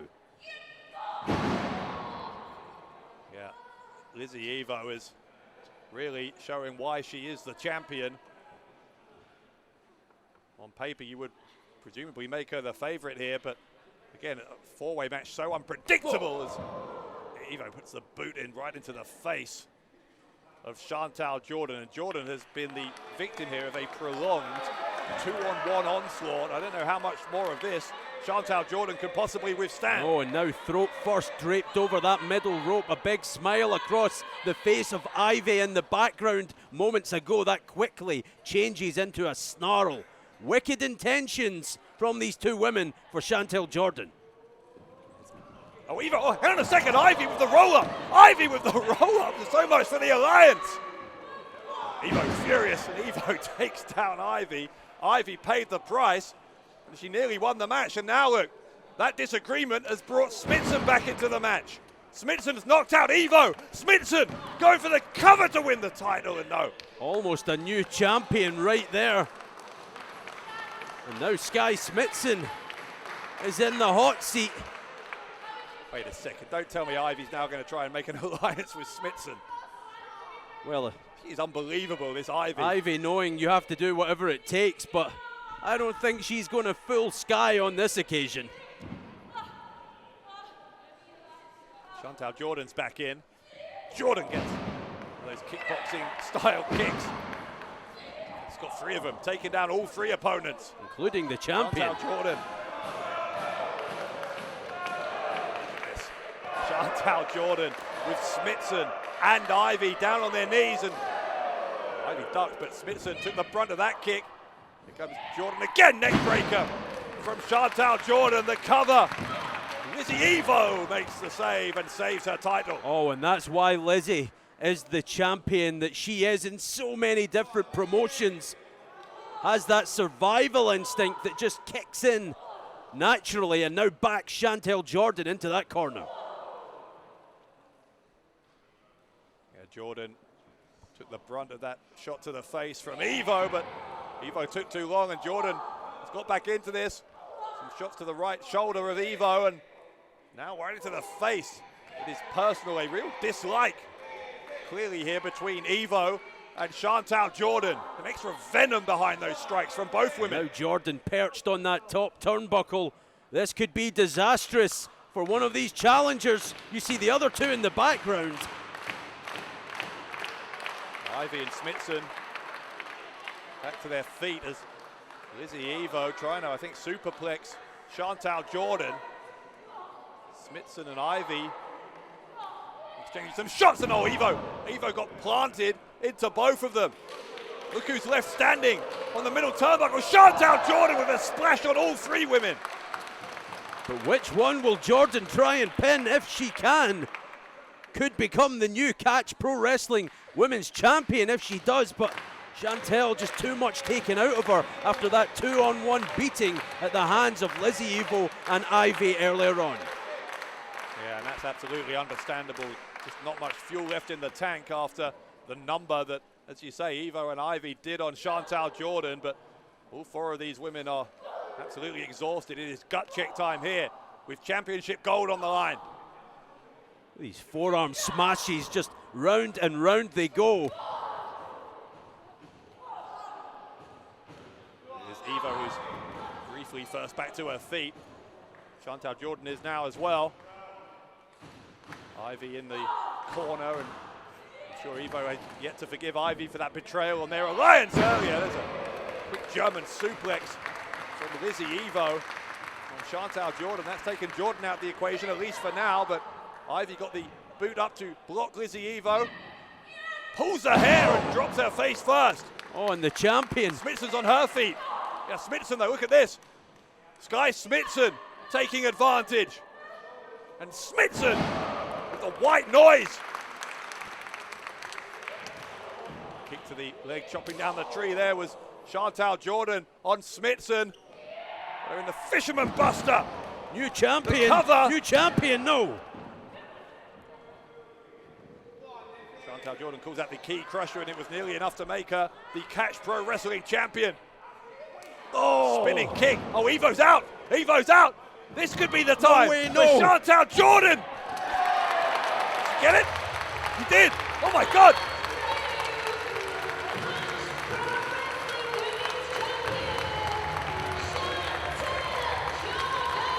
History has been made.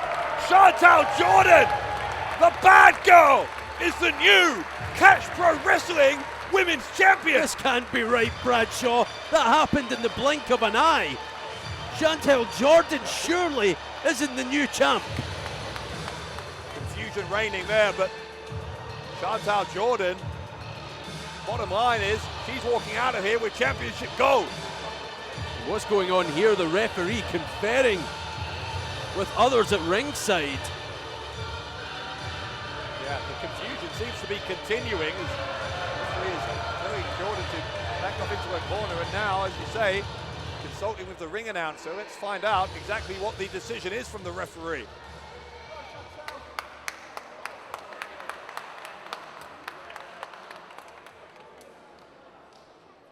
What is this? Evo's got the belt. Evo's got the title belt. Referee's back his turn. Oh my goodness! Wow. A vicious belt shot to the face of Chantal Jordan. Oh, I know what it was, Bradshaw. I know what it was. Lizzie Evo's arm was draped under that bottom rope. We just seen a replay here at ringside, and great call by the official. This match has restarted. Oh my God, the Virgil Van Strike. The Virgil Van Strike from Lizzie Evo. Evo goes for the cover, and Evo somehow has stolen one and retained her title.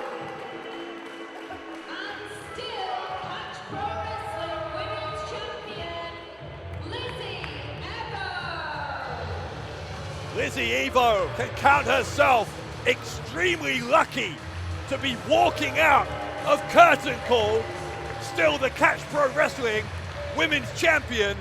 What terrible luck for Chantal Jordan, who believed she had just made history. Luck had nothing to do with it. Lizzie's arm was underneath that bottom rope. The referee didn't see it at first, reversed her call, and then in the end, justice was done. Lizzie Evo, still the Catch Pro Wrestling Women's Champion, and don't her adoring public just love it? Justice was done. Did you not see the belt shot that every single other person in the Portland Center saw? That's semantics, Bradshaw. At the end of the day, as we said earlier on this evening, people only remember the winners.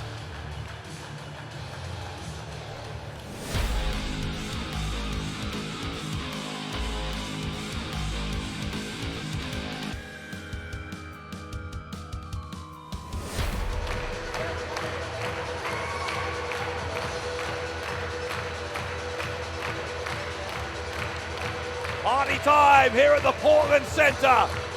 And it ain't a party without the session moth. How many of those cans do you reckon she's had? Well, look out. Go. A party pooper, Giselle Shaw, ambushing her opponent here. We've got a 2 out of 3 falls match scheduled between Session Moth Martina and Giselle Shaw. Shaw pouring a can of beer. That's a waste of beer apart from anything else, but more seriously, this is a vicious assault from Giselle Shaw on Martina. Bella obviously hasn't rung yet. What's she doing? Oh my God, right into that metal wall. Oh, goodbye, Martina. Thanks for coming.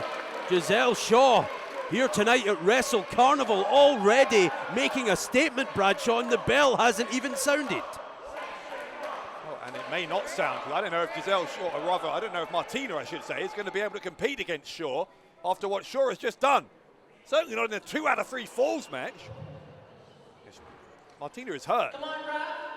Let's go. What? What? Oh, I'm sorry, I can't hear you. Loser. What's that, Brad? Is she ready? She's not ready. Oh, she's not ready. Well, you know what? That sounds like a her problem. Not my problem. I'm ready. Let's go.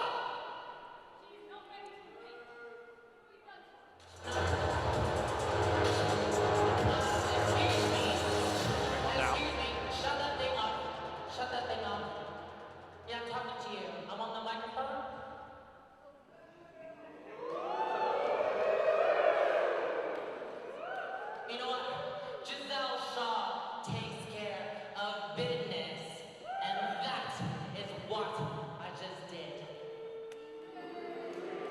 Hard to argue, Bradshaw. I am the golden standard in this country. Yes, I am. Yes, I am. Oh, what you gonna do about it? And you know what? I am the standard in this division.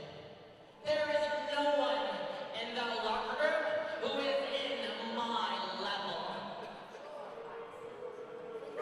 Giselle Shaw very pleased with herself. No one in the locker room? Hang on, that music starting up again, and wait 1 minute here. I think I recognize that music. Yeah, you can see on the screen, it's the music of Heidi Katrina. You hear? Giselle Shaw is essentially laying down the challenge, saying no one can hang with her, and there she is, Heidi Katrina. Sendai Girls first Gaijin. Heidi Katrina apparently taking exception to the idea that Giselle Shaw is untouchable in women's wrestling in this country. Well, hang on a minute now. This match was signed for Giselle Shaw versus Session Moth Martina. Ringmaster's Challenge, best 2 out of 3 falls. Heidi Katrina was not part of the equation here, so by my reckoning, Giselle Shaw should get this match by forfeit. Well, it's Giselle Shaw's fault that the match can't happen. You saw exactly what happened. She ambushed. Thank you. I'm sorry. Can I help you? Actually, yeah. So I heard you were looking for a worthy opponent, and apparently you're the best in Britain. You obviously haven't met Heidi Katrina, have you?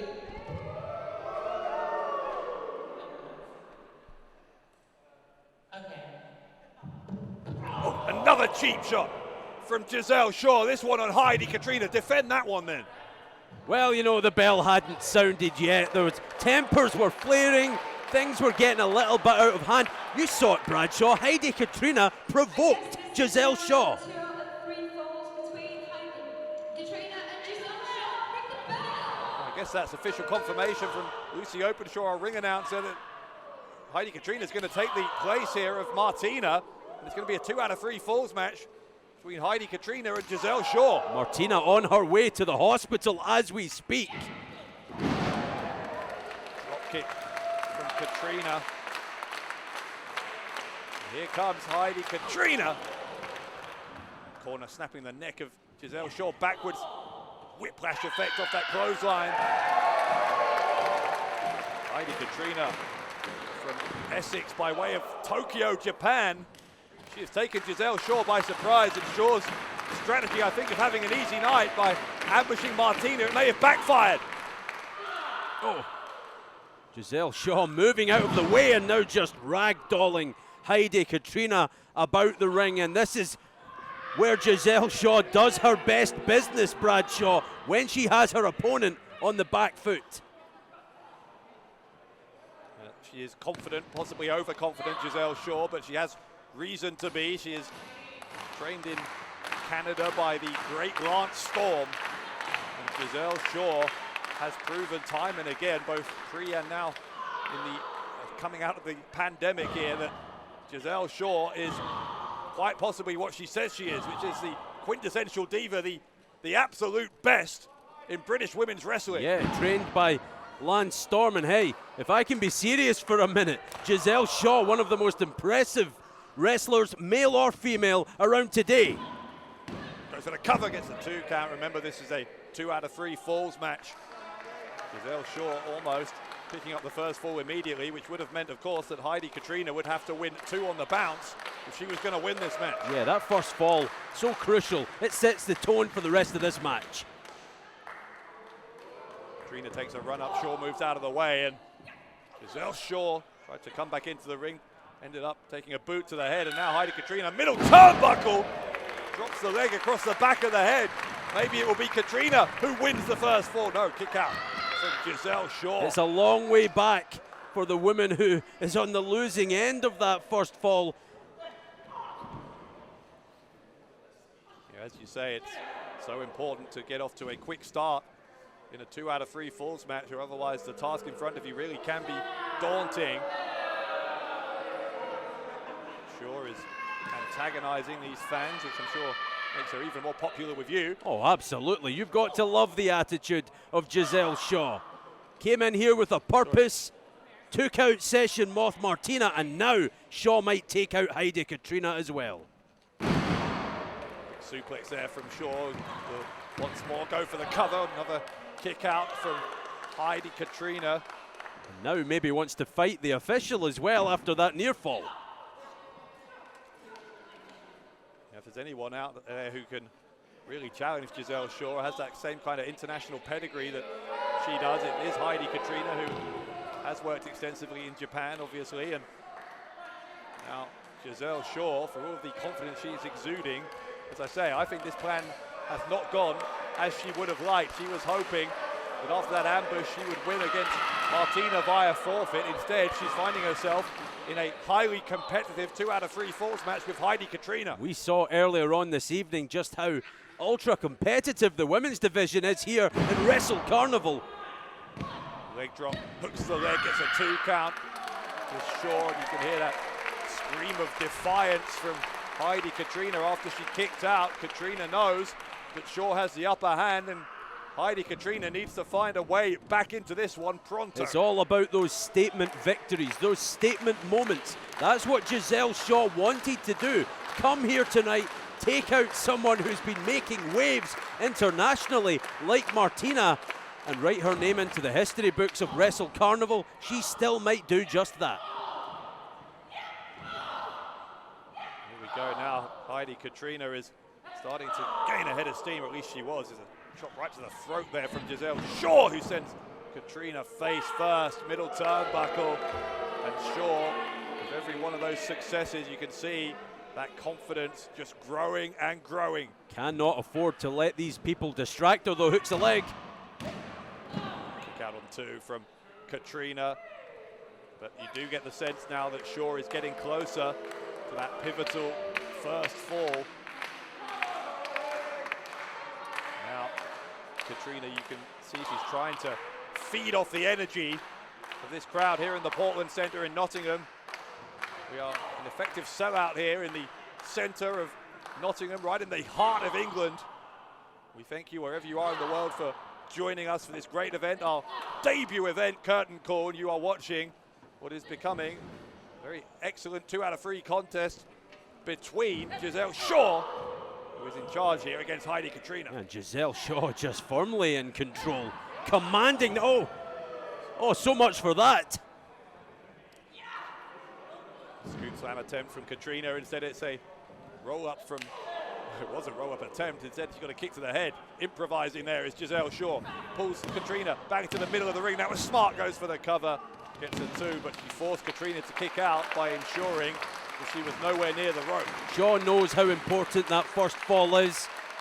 It could completely change the outcome of this match. Now listen, Heidi Katrina will also realise how important it is, but Giselle Shaw, all about making statements, as we say, and look where they are, Bradshaw. Earlier on this evening, Giselle Shaw did a lot of damage out here. Yeah, I think the imprint of Martina is still on that metal part of the wall, and it is a dangerous place to be for Heidi Katrina, who goes into it as well. There we go. Giselle Shaw just echoing her earlier attack on Session Moth. And this could be, we might have a count-out decision for the first fall. Wouldn't that be something? Yeah, I don't, and maybe the second fall, because we know what damage it did to Martina, and it seems to be doing much the same to Heidi Katrina. Katrina is, I'm pleased to say, is moving, albeit very slowly. Referee, as you can see, has a count on. She's up to a count of 5. Halfway there. Heidi Katrina does not have a lot of time. Up to 9 and a boot. Giselle Shaw has won it by count out. Giselle Shaw wins the first fall by count out. The winner of the first fall is Giselle Shaw. Well, I think Heidi Katrina was about to make it back in, and then another boot to the face. Giselle Shaw absolutely shameless in doing whatever she needed to do to pick up that first fall. Well, listen, this referee needs to get back inside the ring and count out Heidi Katrina yet again, and we could be out of here. Giselle Shaw could be 2-0 up and take this Ringmaster's Challenge home. What your problem is with this referee, I think she's done a great job tonight, and in fact she's ensuring that both competitors are back in the ring before the second fall begins, which is exactly what the official is meant to do. Now here comes Shaw, unloading on Katrina, looking to win this 2 falls to 0. Yeah, we might see a clean sweep anyway, count out or not. To the corner goes Katrina, who came firing back out. Launched herself at Giselle Shaw. And that clothesline may just get her back into this thing. The utmost importance for Heidi Katrina now, exhausted. And no wonder, because Giselle Shaw commanded that opening fall and then rammed Heidi Katrina into that steel shutter outside the ring. So pain written all over Katrina's face. Referee counting both women down there, up on their knees. There's a elbow smash from Giselle Shaw. Heidi Katrina giving the receipt. And now these women who are highly competitive, and I think as well, obviously, do not like each other, but what is to like about Giselle Shaw after what she did to Martina and what she's tried to do to Heidi Katrina? Oh, come on, everyone loves someone who's resourceful. Is that what you tell yourself at night? No. Katrina and Giselle Shaw battling away, strike for strike, center of the ring here. Giselle Shaw leading 1-0 in this 2 out of 3 falls match. Heidi Katrina roaring back, have to give it to her. Clothesline from Katrina and another one. Giselle Shaw suddenly seems to be in some trouble. The back elbow right into the face of the quintessential diva, and now here comes Katrina. Catches the vertical suplex, goes for the cover on Shaw, who kicks out on 2 3/4. And you can hear the irritation in the voice of Heidi Katrina after that kick out from Giselle Shaw. Yeah, the agony of a nearly moment for Heidi. Thought she'd equalized, made it 1 apiece here. Crossbody attempt from Shaw, got caught. It's a full away slam from Heidi Katrina, who'll try and level things up. Again with the cover, again the leg hook, but Giselle Shaw again finding a way. And Giselle Shaw, yes, she's on the back foot just now, on the defensive, but still holds that 1-0 lead. Katrina trying to get a fireman's carry there, and it's a backbreaker from Giselle Shaw, and a knee into the face. May have knocked her out. The cover from Shaw, a kick out. Heidi Katrina, I thought, was unconscious, but maybe on instinct alone, she got out of there. Now, though, Shaw is going to try and force the submission. Oh, a count out followed by a submission. Wouldn't that be something else for Giselle Shaw? It could happen. See, she's sat atop here and trying to hyperextend that elbow. That's good, though, from Heidi Katrina. Had that right arm spare, used it to grab the bottom rope. Shaw not giving her any respite, though. Look at those vicious strikes with the boot. Oh. You can see Shaw is absolutely determined not to allow Katrina back up to a vertical base except on her own terms. This is probably why, because she almost hit a net breaker there and may yet do the same. There's a butterfly suplex from Katrina, and well, that's unlucky. That is unlucky for Heidi Katrina. I don't think it was deliberate from Shaw. I think momentum saw her drop out of the ring. Wait a minute now. Hang on, what is this? Lizzie Evo. Lizzie Evo, we saw her in action a few minutes ago. What is Evo doing out here? Has that championship belt again. Referee didn't see it. It's the second time tonight that Lizzie Evo has used that belt as a weapon, but why? What business does Lizzie Evo have coming out here? Oh, Heidi Katrina's out cold. Giselle Shaw has won it 2-0 thanks to Lizzie Evo.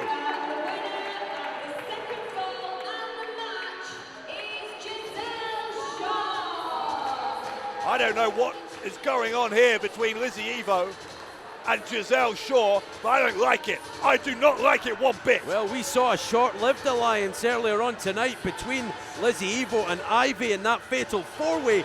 Maybe now the champ has made a more permanent friend here in Wrestle Carnival.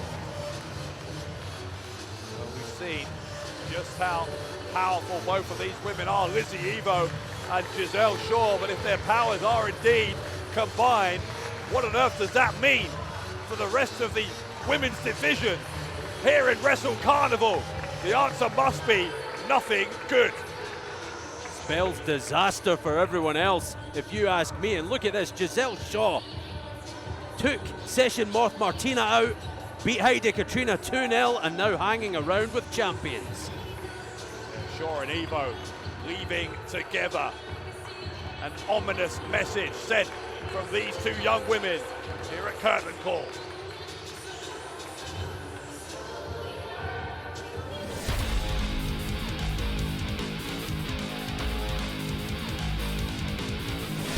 Wrestle Carnival, this is your main event.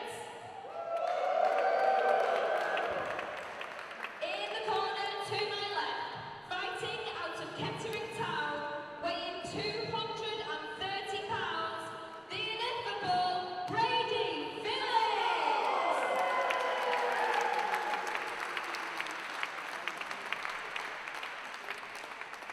And his opponent in the corner to my right, from Bristol but residing in Nottingham, weighing 235 pounds, he's worth every pound, Charlie Sterling. This between these two, I tell you what, this has been a night where so many athletes have made a remarkable impression, but what a way to end things with this heavyweight showdown. You've got Brady Phillips here, arguably one of the best pure athletes in all of British wrestling. Charlie Sterling, who's been working his way through the British scene for a number of years, and just in recent times has been getting the credit he deserves, but he needs to maintain that momentum here. That's going to be easier said than done against Phillips. A nervous energy as this match begins. Both these men know the importance of this match. We've had a night of variety here at Wrestle Carnival, and this main event sure to be hard-hitting, but Bradshaw, only one man can win. Sterling and Phillips lock up once more. Going straight into the ropes. Referee looking for the break, gets it.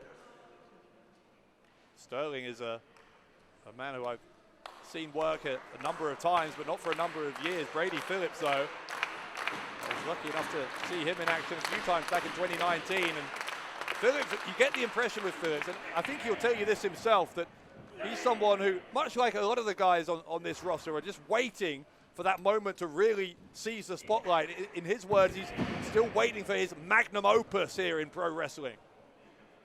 Well, this could be it here tonight, who knows? But over on the other side of the ring, Charlie Sterling has that magnetism to him. Heads turn whenever he strolls through that curtain into the building. And the people just love what this man brings to the party. Brady Phillips could shut up a lot of people here tonight. Referee again looking for the break, and well, gets it with a little bit of afters there from Phillips as the competitive juices starting to flow for both of these men. And as I said, Charlie Sterling getting the credit he deserves now here in British wrestling, and he's very much in demand, but that could be a disadvantage for him here. Just 24 hours ago, he was competing over in Progress Wrestling against the Progress World Champion, Cara Noir, and got to wonder how much recuperation time has Charlie Sterling had. Well, that could be to Brady's advantage. It also means, nice. second as the headlock takedown, I was about to say, it also means, of course, that coming into this weekend, that Charlie Sterling hasn't been able to give his full attention to that Brady Phillips match. He had two huge matches in 24 hours, and therefore, I would guess his preparation time has been divided between the two. Meanwhile, Brady Phillips had his eye on this match, I'm sure, for a long, long time. Knowing what it means to headline the first ever Wrestle Carnival show here, curtain call, but there's another nice side headlock takeover from Charlie Sterling. Sterling is in control in the early going. We've seen Charlie Sterling, as I said, on the British scene for a long time. You've seen him in progress as well as I said, and you've seen him in Rev Pro, OTT. Been competing for a decade now. Made his debut back in 2011. But will it be 2021 that is the year of Charlie Sterling? Brady Phillips trying his best to break free of this side headlock. Been locked in it for quite some time. Yeah, and Phillips now, he applies that pressure on the headlock, is trying to take down Sterling, which he does. You can see just how well put together Brady Phillips is, and as I said, the sheer athletic ability of this man is really something to behold, as he is trying to just wear down Charlie Sterling. Sterling is having to battle back up to his feet. And now Sterling will send Phillips to the rope, shoulder block, neither man goes down.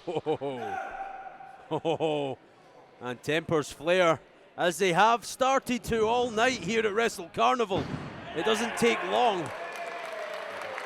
Heavy hook there as Sterling was able to second guess Brady Phillips on that occasion.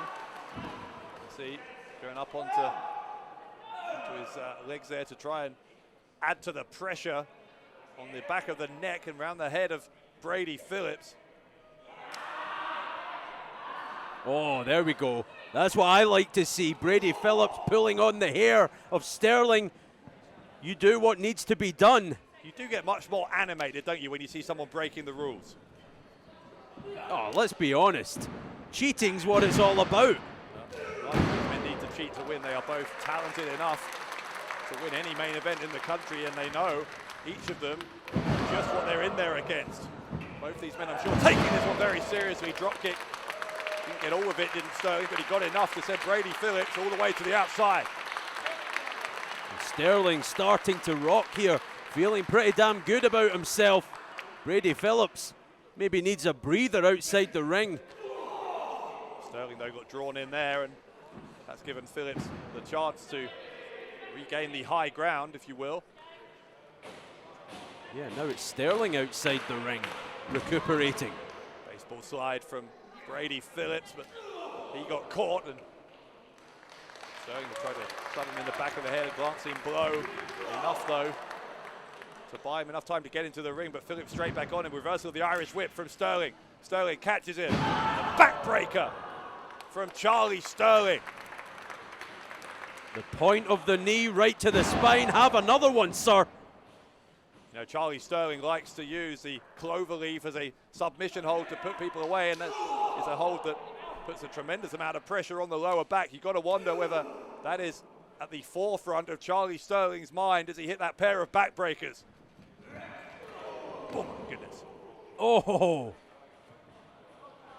there was some force behind that one, Dave. Here's a cover. Aggression personified there. Kick out from Brady Phillips, but Sterling making his point. In fact, he's going to try for the cover again.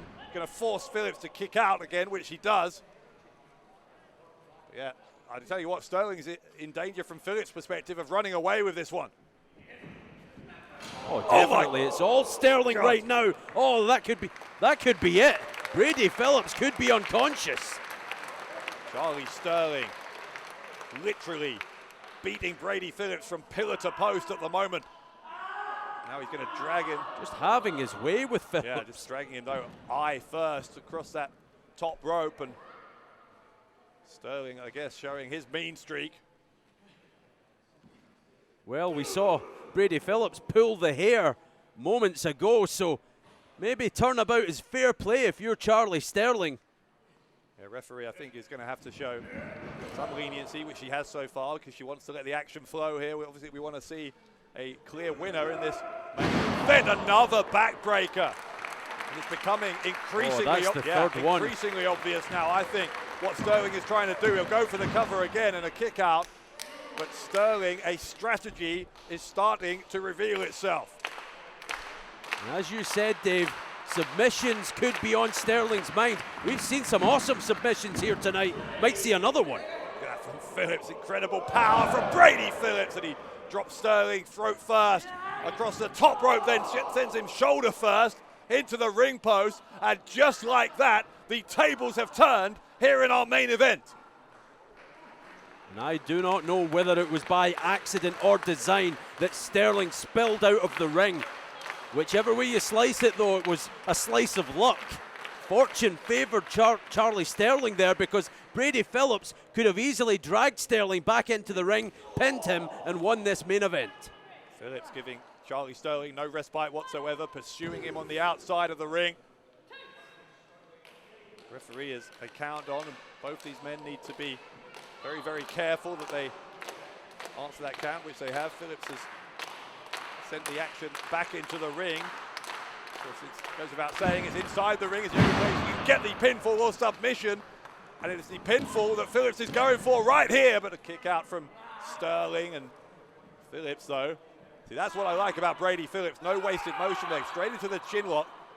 But pretty much almost before Sterling had even kicked out, Phillips was a couple of moves ahead and knew what he was going to do next. No hesitation whatsoever from Brady Phillips, and could that be, Bradshaw, as we touched upon earlier? This is a huge opportunity for Phillips. He will have came here, studied Charlie Sterling, knew what was on the line, knew the splash that he wanted to make. So, yes, very well researched and executing his game plan thus far in this match. One thing you can't plan for is the tenacity of Charlie Sterling. Back elbow there from Brady Phillips was enough to quickly put pay to what looked like it was going to be a comeback from Sterling. Now Phillips positioning Charlie Sterling. What's he doing here, Phillips? Phillips, I think, is headed. We're about to find out. He's headed to the top, and whatever it is not good news if you're a Charlie Sterling fan, because Phillips has Sterling prone right beneath him. Goes to the 450. Sterling moved. Phillips was able to roll through. Sterling got the boot up, and Brady Phillips, that was quite the impact there. In fact, there's a moonsault. I think Sterling saw him in midair. The knee into the side of the head of Brady Phillips. Now what's this from Phillips? Phillips maybe looking for a figure four. Rolling through there is Sterling. Sterling trying to oh my goodness. Sterling suplexes Brady Phillips out of the ring. Both men landing extremely awkwardly on that hard arena floor. Yeah, both men with a really rough landing there. The referee right outside to check on them. It looks like Charlie Sterling might regain his bearings faster than Brady Phillips, or maybe not. Bradshaw, that took a lot out of both these men. We saw a count out in the first fall of that Giselle Shaw-Heidi Katrina match a few minutes ago. We might see another one here, because as you say, both men must be absolutely battered by that. They got into the ring though, straight back out to reset the referee's count. Oh, that could have been a disaster. Nobody wants to see this main event end in a double count out. We want a clean winner, so to speak, here tonight. The referee again is up to a count of 5, and Sterling went back on offense. I think the priority isn't to go on offense here. I think the priority is to get into the ring. Referee's up to 8. That's 9 now. And once more, both men only just beating the count. And now it's a fight, a pure fight in the main event of Curtain Call. Brady Phillips getting the best of it. Or is he though? Because look at that from Sterling. Elbow into the face. Slap across the face. This is getting ugly between these two. Fascinating to watch in this main event. Sterling sends him to the ropes. The duck of the clothesline from Phillips, who gets the boot up into the face of Sterling. Now Phillips going to the ropes, trying for a clothesline of his own. Here comes the German suplex. But I think it was from the half Nelson, the suplex in the end by Charlie Sterling. Either way, Sterling in control, goes for the kick. Phillips gets the knee. It's me. The code red from Phillips. Is that enough? Is that enough? No, it's not. Oh, could have easily been 3. The referee, to give her some credit, was right there down quickly to make the count, but Charlie Sterling survives. Yeah, now Phillips, though, again, Always thinking ahead. Knows what he's going to do, not taking any time to mourn the fact that he didn't get the win there. But there we go from Sterling once more. That Tilton World backbreaker. Power bomb. Charlie Sterling moonsault. Cover from Sterling. Kick out from Brady Phillips. That was the moonsault that Sterling went for early on. Didn't get any of it, got every bit of it that time, but it still wasn't enough. It says a lot about Charlie Sterling that he didn't have any fear there to go to the well a second time, despite the lack of success on the first occasion. Looking for a gut wrench. There's a reversal from Phillips, who was able to backdrop Sterling out of that position. Kick right into the left ear of Sterling. Here comes Brady Phillips. Uppercut. Phillips now. Sterling is groggy. Or at least I thought he was. Sterling got him up on his shoulders. Another backbreaker. More damage to that lower back. Sterling will go for the cover to win the main event in a kick out. A kick out only just from Brady Phillips, but a kick out it was. And Bradshaw, think of the damage that Charlie Sterling has done to the spine of Brady Phillips, and also to add on to that, what it takes for Phillips even to kick out of all these backbreakers must be excruciating for the man. Now he's going for it. He's going for it. Sterling's going for that cloverleaf. I think he's been planning for that the whole match. Brady Phillips had enough leg strength left to get himself out of it before Sterling could lock it in. Shoulder breaker from Brady Phillips. And how competitive has this match been? You can see both men breathing hard. No wonder they've put everything they have into this main event. Hang on now. Phillips has Sterling measured up here. He calls this move the magnum opus. Sterling had it scouted, backdropped Phillips to the outside. Whoa. Kick right round the side of the head. Twisting kick like a scorpion there was Charlie Sterling, and Sterling! Whoa! Charlie Sterling taking a risk. The risk paid off. He took out Brady Phillips. Rolls him back in, and now Sterling, can he take advantage? Sterling says the end is nigh for Brady Phillips. What's he doing? Planting him on the top turnbuckle. What is Sterling planning? Oh, it's nothing good for Phillips, whatever it is. On the top, belly to back superplex. Will that be enough, Bradshaw? Roll that man over, hook that Cover leg. from Sterling. Is that time enough? No. To answer your question, no. It is not enough as Brady Phillips kicks out again. What more does Sterling have to do to Phillips to win this match? You can see that expression, pure exasperation all over Charlie Sterling's face. Must be wondering what it's going to take. Now again, Charlie Sterling going for the cloverleaf once more. Phillips this time counters into an inside cradle for a 2 count. Schoolboy roll up from Sterling. Sterling will try and take Phillips by surprise. Couldn't get the job done there. To another pin attempt. Another 2 count. Oh my God, look at that. Oh, well that's, I mean, it's purely an accident, but Sterling wiping out the referee. Oh, literally nobody saw that one coming, least of all that poor referee. Charlie Sterling looks like he's seen a ghost. Cannot believe what just transpired. Sterling looks horrified at what he has accidentally done there. Again, no malice there, but it is, I guess, one of the hazards of the job. But either way, we're going to need some medical attention out here, I think, for that referee. We're going to need a new official. Reverse Rana from Phillips. Phillips took advantage of the fact that Sterling was showing concern for the referee. And now Phillips lining up the magnum opus once more. Phillips plants him head first. The magnum opus. Brady Phillips has this one won, but there's no referee.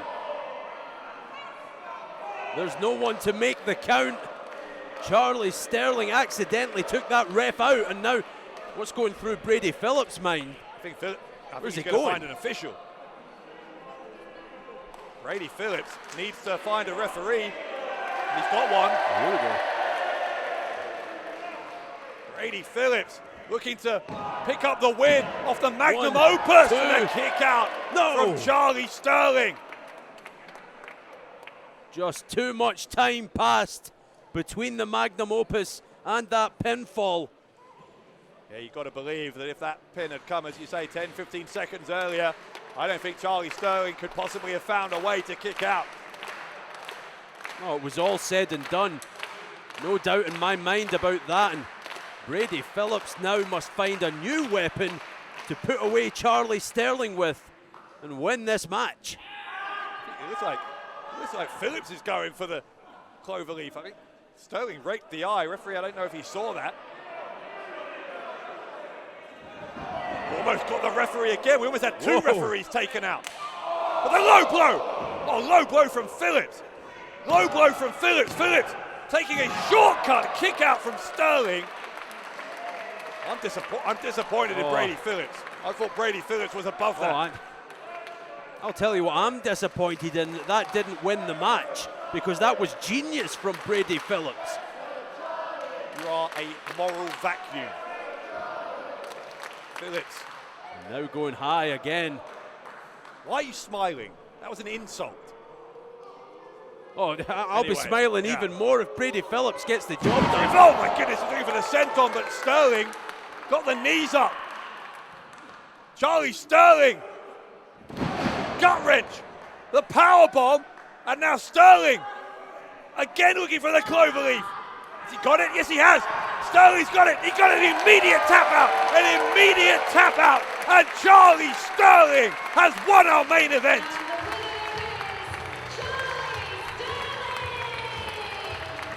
And what a battle between Charlie Sterling and Brady Phillips. But even a low blow from Brady Phillips could not deny Charlie Sterling in the end, as Sterling picks up a huge, and I mean huge, victory here tonight in Nottingham. We've seen a little bit of everything in that match, Bradshaw. Referees going flying. All those backbreakers from Charlie Sterling to Brady Phillips. You can see Phillips holding that spine at the end. No wonder. That submission victory, so impressive from that man who, speaking of which, can barely stand himself.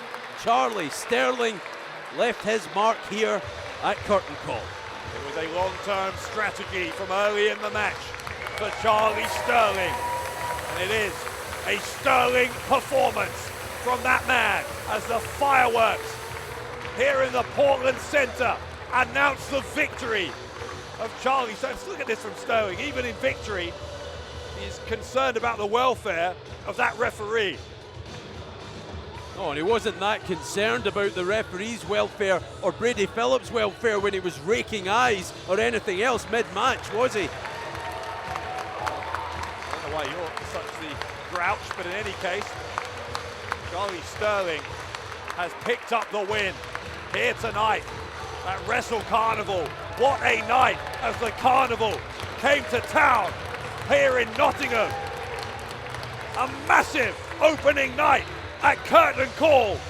As for James R. Kennedy, this is Dave Bradshaw saying good night from Wrestle Carnival.